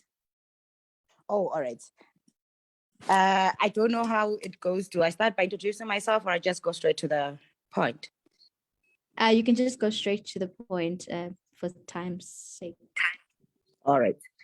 If we look at the topic, right? Intercultural dating and marriage, right? And we go to the Bible, like as Usis Thuli has mentioned, that when we look at your Samson married a woman who was not within his culture, right? And we know his doom. And we go to the Bible in the book of 2 Corinthians 6, verse 14. It says, do not be equally yoked with unbelievers. Ooh. So if I am Venda and you are Zulu and Xhosa, and your beliefs are not my beliefs, you are an unbeliever, isn't it? So that's where the problem will begin, right? So we don't have to go deeper into other aspects of understanding each other and all that, because automatically the Bible that you read, if we are to follow the Bible without selecting what is applicable in our lives and what is not, then life will be much easier. But because we are here presently, we are marrying different cultures and all that, it is upon us to actually try to understand the cultures, and which I don't know how, because now we have this new culture called Christianity, which I think many people are really their marriages are breaking apart because of the Christian religion. And somebody said on the what do we call this, on Facebook, that Christianity came to kill our culture. It didn't come to kill my culture. Christianity didn't kill my culture. If I believe that there are certain things that I need to do culturally, and Christianity is in disbelief with that, and you come as my husband or as a potential husband and you're in disbelief with that, I don't think, well, because I like you, I might pretend like it's going to work, but eventually it's not going to work. So I think what the other commentators, they were saying that we need to get to a point where we understand our point of departures. We have to understand what we're getting ourselves into, and we have to understand that culture, whether we like it or not, it does influence how the marriage is going to operate and how happy and unhappy we're going to be in the marriage. And I believe that somebody mentioned certain things about pastors being powerful and all that. I think there's far more to fear from within than without. the power for us to work properly, the power for us to have happy marriages, though we are of different cultural religion or cultural beliefs, is in us. It's not in another person. It's not in the pastor. It's not in the church. It's in me as a person. This is what I believe, and this is what you as a person who's coming to my world, we need to work around our beliefs. I think that's how we can work properly. And somebody mentioned expectation and entitlement. I am entitled to my brother. Every month on the 25th, when he gets paid, I get sister's allowance. And if you're gonna come as a girlfriend and you're gonna come and break this belief with my brother, I will pray you out of my brother's life. I will pray you out of his life, because you are breaking the belief I have with him. So I don't know if I'm opening another can of worms, but I just thought I should bring that to the comment. Yeah. Thank you for that. Lloyd. Yeah, actually, the previous speaker said much of what I wanted actually to say, to highlight that the Bible itself is our standard of living as Christians. It is there to give us principles. So with the principles that we have from the Bible, these principles diffuse into our cultures. What I'm trying to say is, in whatever culture that you come from, being an Adventist, a Shona in Zimbabwe, a Zulu in South Africa, or an Igbo from Nigeria, we do have beliefs that are in agreement. But when it comes to cultural setups, just like the Jewish culture in the Bible, God had to speak his truth within the culture of the Jewish context. And even us here in South Africa, Shona, Zulus, and Ndebele, we could pick up on the truth. So I don't agree with the concept that at times the Bible does not work to give us answers when it comes to intercultural dating or marriage. I still believe the Bible is key, and it actually gives us the principles to take going forward. Just like a Jewish person could not marry a Gentile, irregardless at times of the Gentile being a believer, it was not easy to have such a union.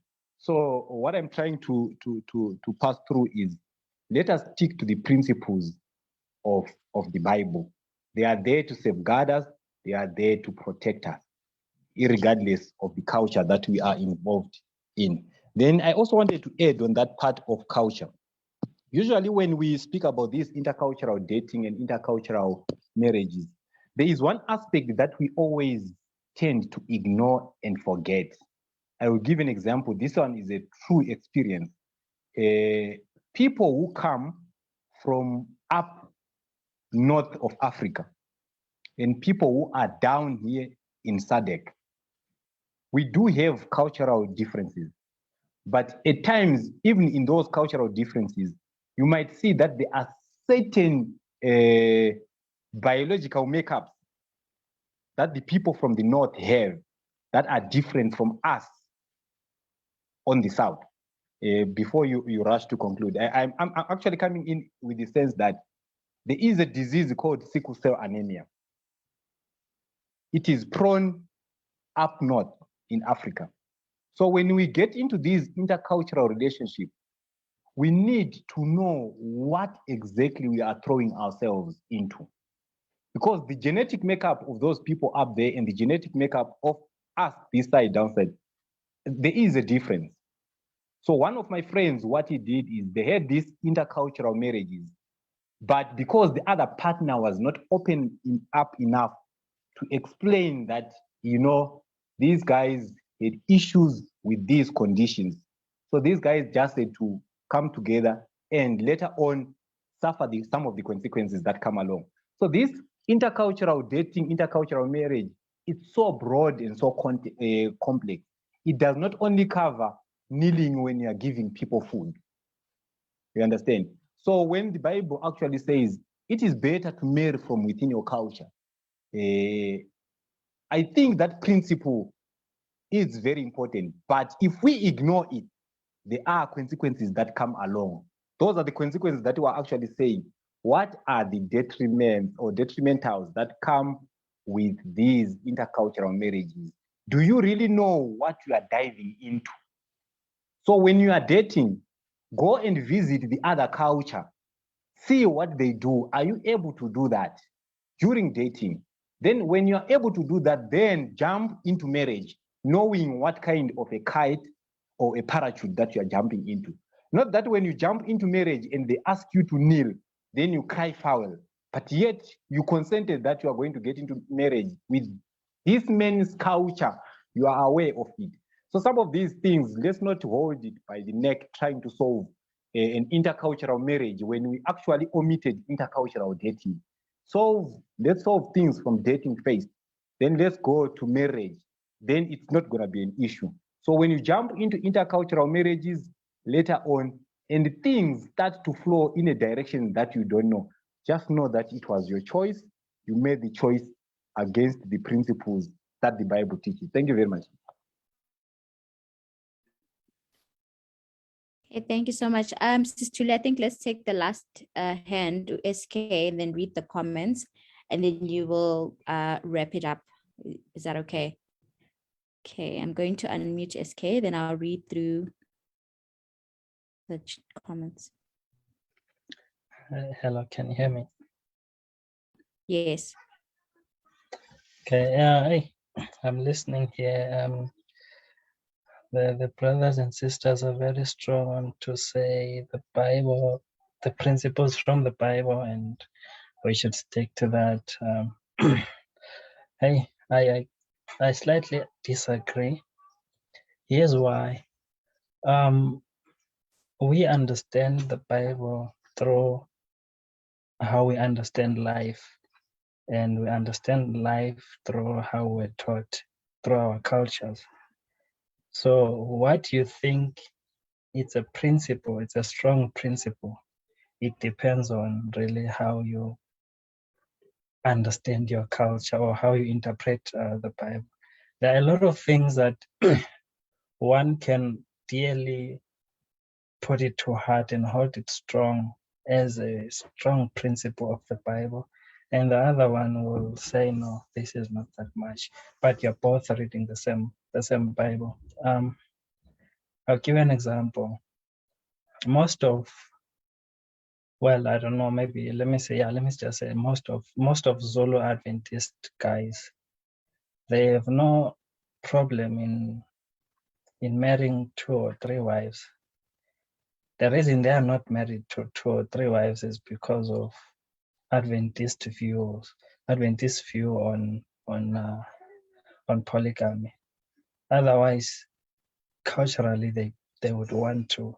Some of them, they even find loopholes to say, no, in the Bible, we've got a lot of people who are married to many wives and all that, So my point is that, like, when you say you are strongly holding the principles of the Bible, you must understand that that principle of the Bible, it is, you hold strongly because of your culture.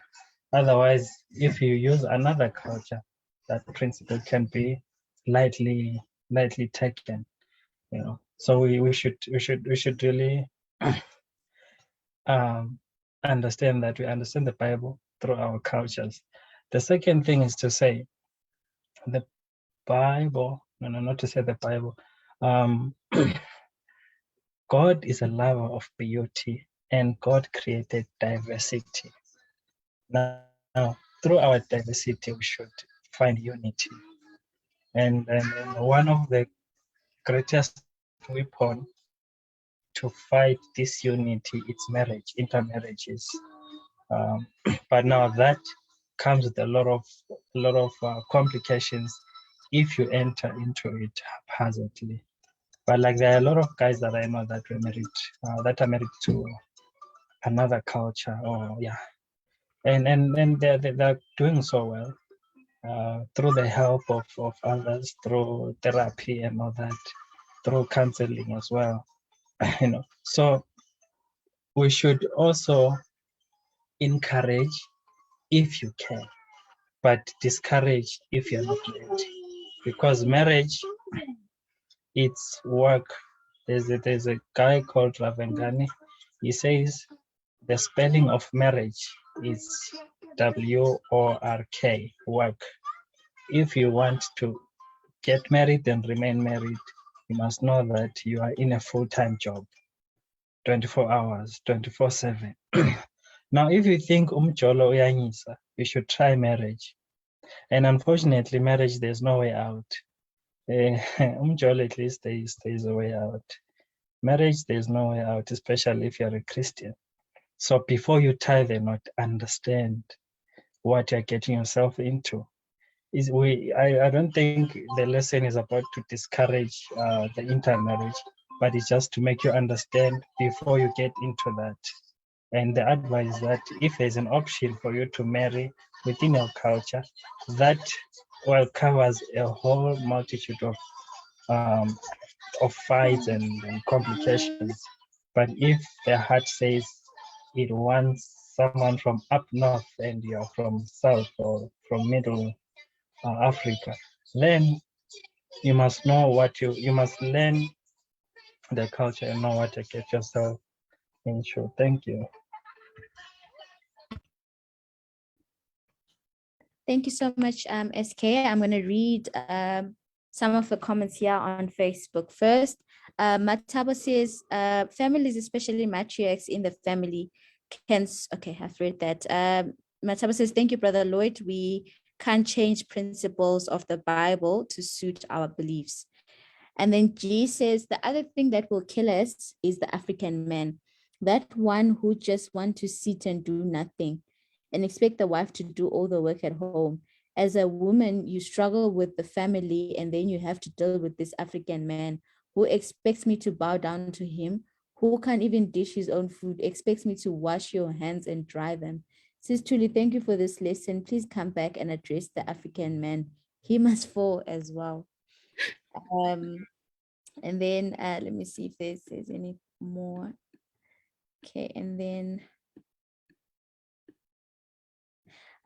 Sharon says, as long as you'll be comfortable with your husband. Okay. G says sister's allowance should be another topic to be tackled. And then she also says, if you marry the breadwinner of the family, please, you should know about it, because the fact that he or she marries you automatically takes away the family members that this person was taking care of, will create a lot of problems. Lisiko says, hence at G, the discussion about your responsibility to your family is important before you get married. But the problem comes if the family's members feel entitled to their brothers or sisters' income. Pussy says, one speaker said that we need to use the Bible as our standard. I fully agree. Cultures are diverse and complex. Gladwell says, my culture, now all has been heard. Here is the conclusion of the matter. Fear God and keep his commandments, for this is the duty of mankind. For God will bring every deed into judgment, including every hidden thing, whether it is good or evil. Van Heeren says people use culture to interpret scripture and not using the Bible to interpret culture. Some cultural practices are wrong, and we want to baptize them in the name of culture. Culture is man-made, not God-made. Keep that in mind. Brighton says, I was of the opinion that Christianity is supposed to draw us away from culture. Jesus clashed a lot with Jews who were always pushing for traditions of man, which is equivalent to what we define as culture. You cannot be discriminating someone and call it our culture. Pussy says there is a way out. The brother seems to be scaring people. Marriage is bliss. And then Gladwell says, SK, the problem is not marriage is not the problem. It's the characters that struggle to handle the selfishness between them. And that is what we leave to overcome self. And then Pussy says another subject this team must deal with is divorce. I don't like how our church deals with it. God hates divorce, but loves divorcees. Okay, I think I have covered all the comments on our chat. Sis Thuli, you can come through. I don't know if I've left out anyone. I think there's no hands as well. So Sis Thuli, you can just conclude for us regarding everything that's been said. Okay. I like what Lord spoke about, the health situation, the health profile. These are the hard questions that you must ask about how also people are not even comfortable disclosing the illnesses that they suffer. You know, people won't tell you that they are depressed, but they wanted to be their wife or their husband. They won't tell you that they have a personality disorder, illness, you know, and once you are in the marriage, you have to deal with this. And the law, I think in South Africa, also allows a person to divorce you if you did not disclose that you have a mental illness, like your schizophrenia, like your bipolar and stuff. A person can actually, according to law, divorce you for that, especially if you did not disclose it. So the health profile is also very, very important. And someone said you must visit, you know, like how I started to saying you need to educate yourselves. Today there's internet, you know that, okay, I am attracted to this Kenyan man. Okay, then you ask what part of Kenya or what tribe and all that. You can always Google at least you, so that you know what you are dealing with, and then come closer and closer to specifics, to saying, okay, so I understand that you are Igbo. So in the Igbo culture, this is what is happening, but what happens in your home?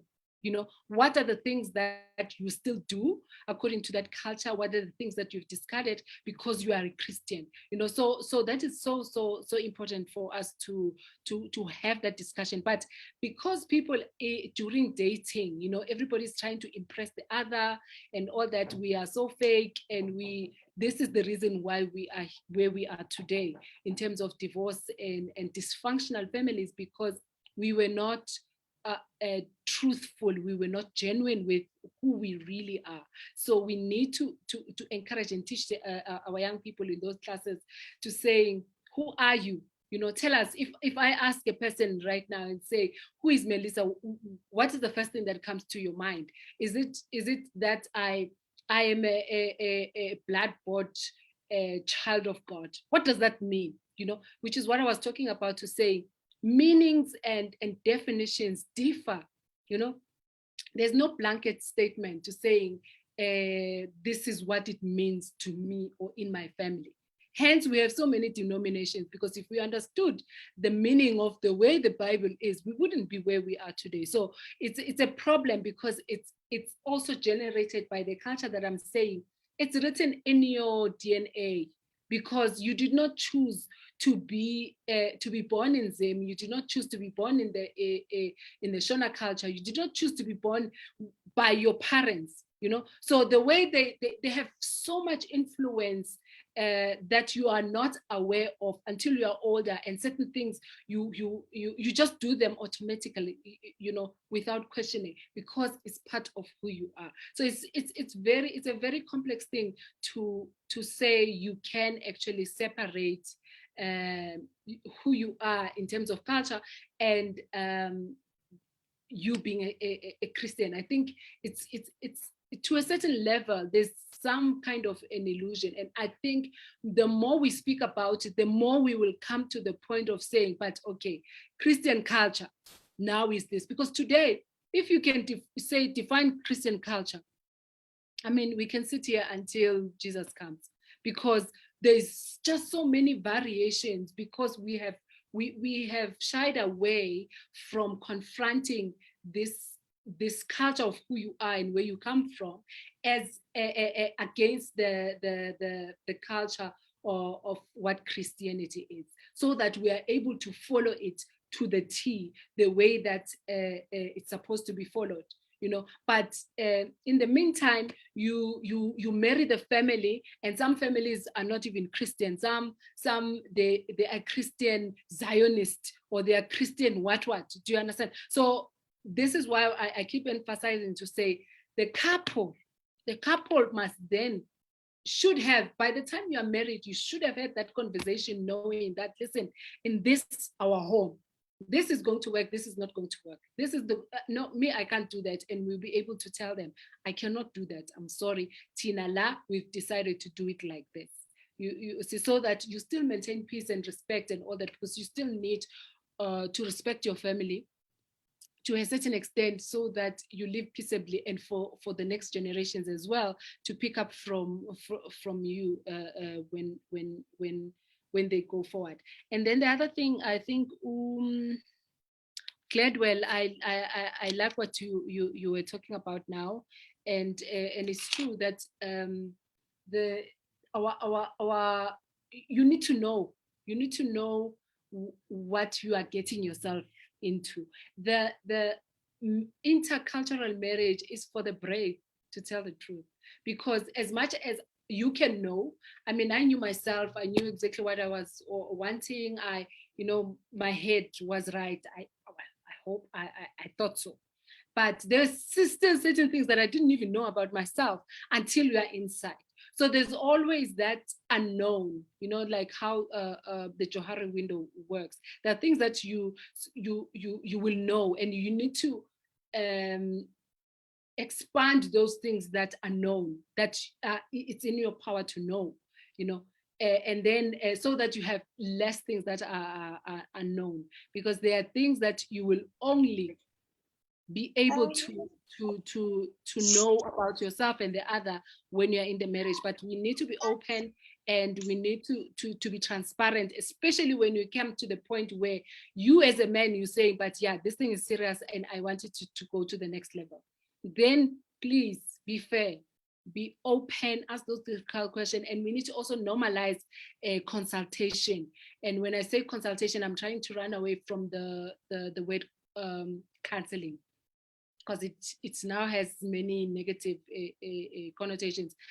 Consultation, find that person. If you don't have a role model as a male, there are many. You can find in the church, you can find in the community, you can even find at work. It doesn't have to be a person who believes like you, to counsel you, because there's many aspects of life. The person may be good and very successful when monies are concerned. Now you're not going to judge him against the fact that they are not Christian and not take that advice. I think that's unwise, because maybe that exchange will then bring this person to Christ because of you. So let's not be judgmental too much. Let's be open to learning and allowing people who have gone ahead of us in just how life works to help us, because there are people who are willing to help, and they're willing to make themselves vulnerable with their lives, so you can pick and choose and learn the lessons that you need to learn, whether they done it right or whether they done it wrong. We can learn a lot from divorcees, because there's something that they went through. But even with that, choose the ones that have healed, because maybe they just lead you out of your marriage. So we need to be very careful. But main thing is that we need to make sure that the couple is solid. The man must be a man of a very strong backbone, because the woman is vulnerable to being abused by the family. And I don't even want to touch about abuse that happens then by the husband. Is a story for another day. But yes, that is, I think, let me just see what I wrote here. Yeah, and this thing, somebody said, if you are marrying a breadwinner, people need to disclose that, because I have the right to choose whether I want to continue with this thing. Now we know about sisters' allowance and all that.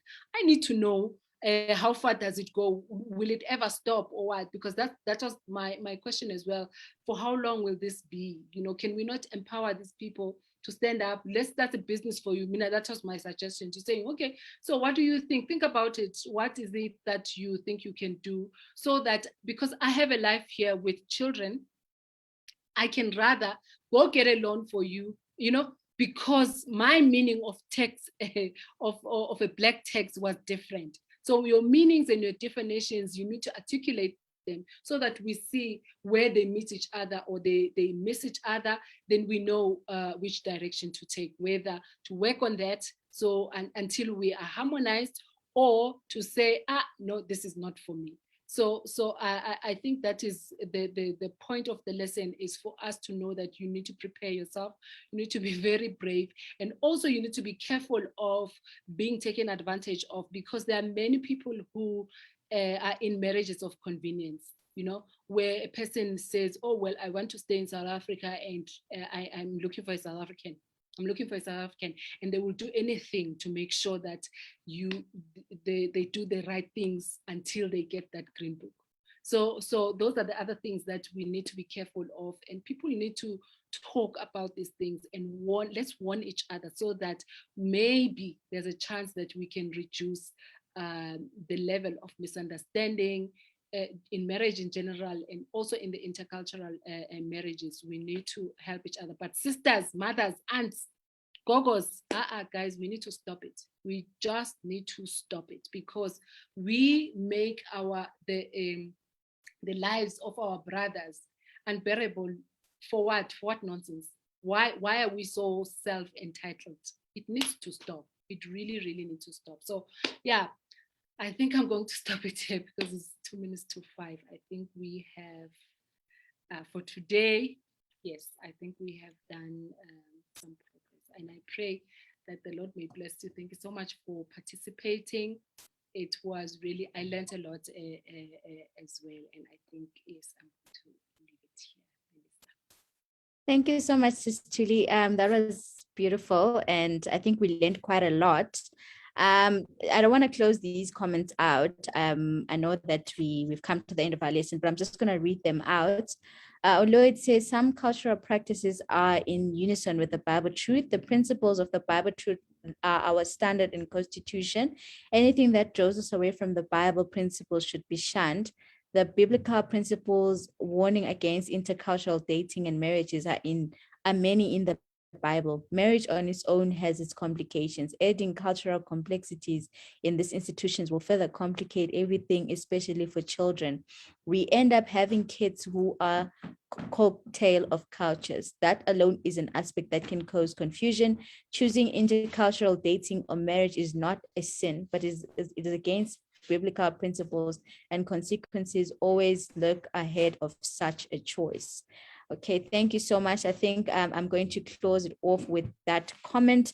I'm just going to run through our announcements again before we close off with the word of prayer. Next week, we are going to have, I'm just going to share my screen shortly. Next week, we are going to have Pastor Maki Donald Goliath on Unequally Yoked, Dating Outside the Church. Same time, same place. We will be coming to the end of the social life series, and then we are going to start with Adventism and the world in September. These are the topics that are given. Our speakers are going to be shown as we go. On the 3rd of September, we have I Want My Church Back, A Lost War. On the 10th, we've got Adventism and the community, redundancy or relevance. On the 17th, we have the nature of the truth, relative or absolute. And then on the 24th, we close it off with music and worship. Please make sure that you are staying tuned again with these upcoming programs. Sis Thuli, please close for us with a word of prayer. Okay, I'm going to close with a word of prayer, but please, Melissa, after this, if you can just play that video, because it will spark some conversations after. Yeah. Okay, let us pray. Heavenly Father, we are so grateful for this wonderful discussion that we had. We believe that you were leading, and we continue to plead for your Holy Spirit, dear God, to help us, to change us, to mold us, and to make us into your likeness, dear God. Without you, we cannot build anything. Without you, we will break even those that you have placed in our care to lead as our children, dear God. We pray that you may help us to be just the way that you want us to be, that, Lord, the powers that you've given to us, we may use them for good, and we may use them for your glory. I ask this all in the name of Jesus. Amen. Okay, there's a video that I want us to, that will just make us think as we get off the platform. Thank you so much. Okay, I'm gonna try and see us so separate. Why do we have to separate ourselves so much from each other? Why is Black women one separate entity and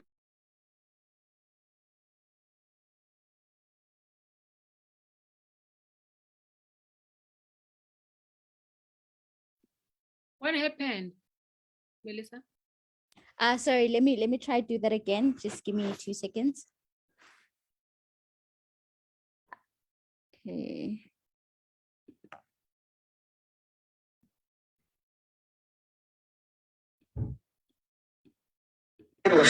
strong independent?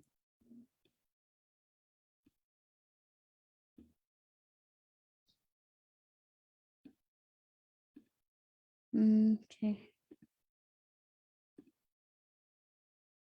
Okay, just give me 2 seconds. Sorry about that. I think I closed it off.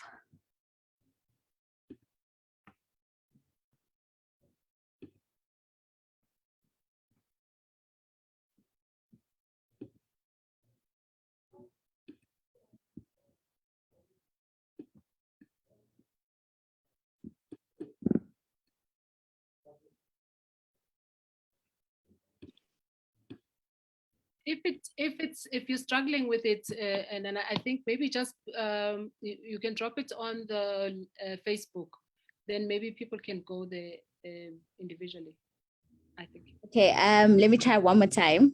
Okay. Yeah.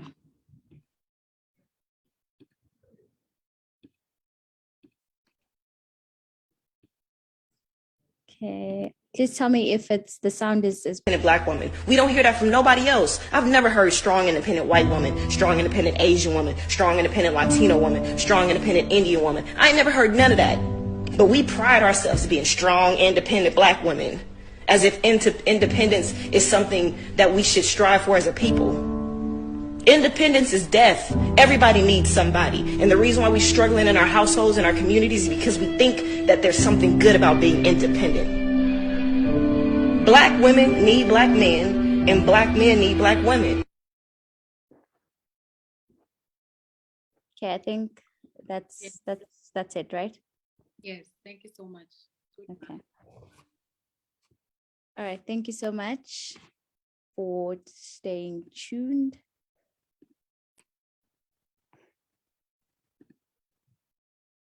Okay, I think we can call it a day. Thank you once again to everyone who managed to join today's session. We are going to see you again on our next Zoom session, which is going to be next week, same time, same place. Please make sure that you join in numbers. And Sis Thuli, thank you once again for availing yourself and having these conversations with us. Okay, I think we can end it off on this note. We can have our after scenes. I'm not going to close the platform. I think you can unmute yourselves and feel free to greet, feel free to add whatever comments you've got.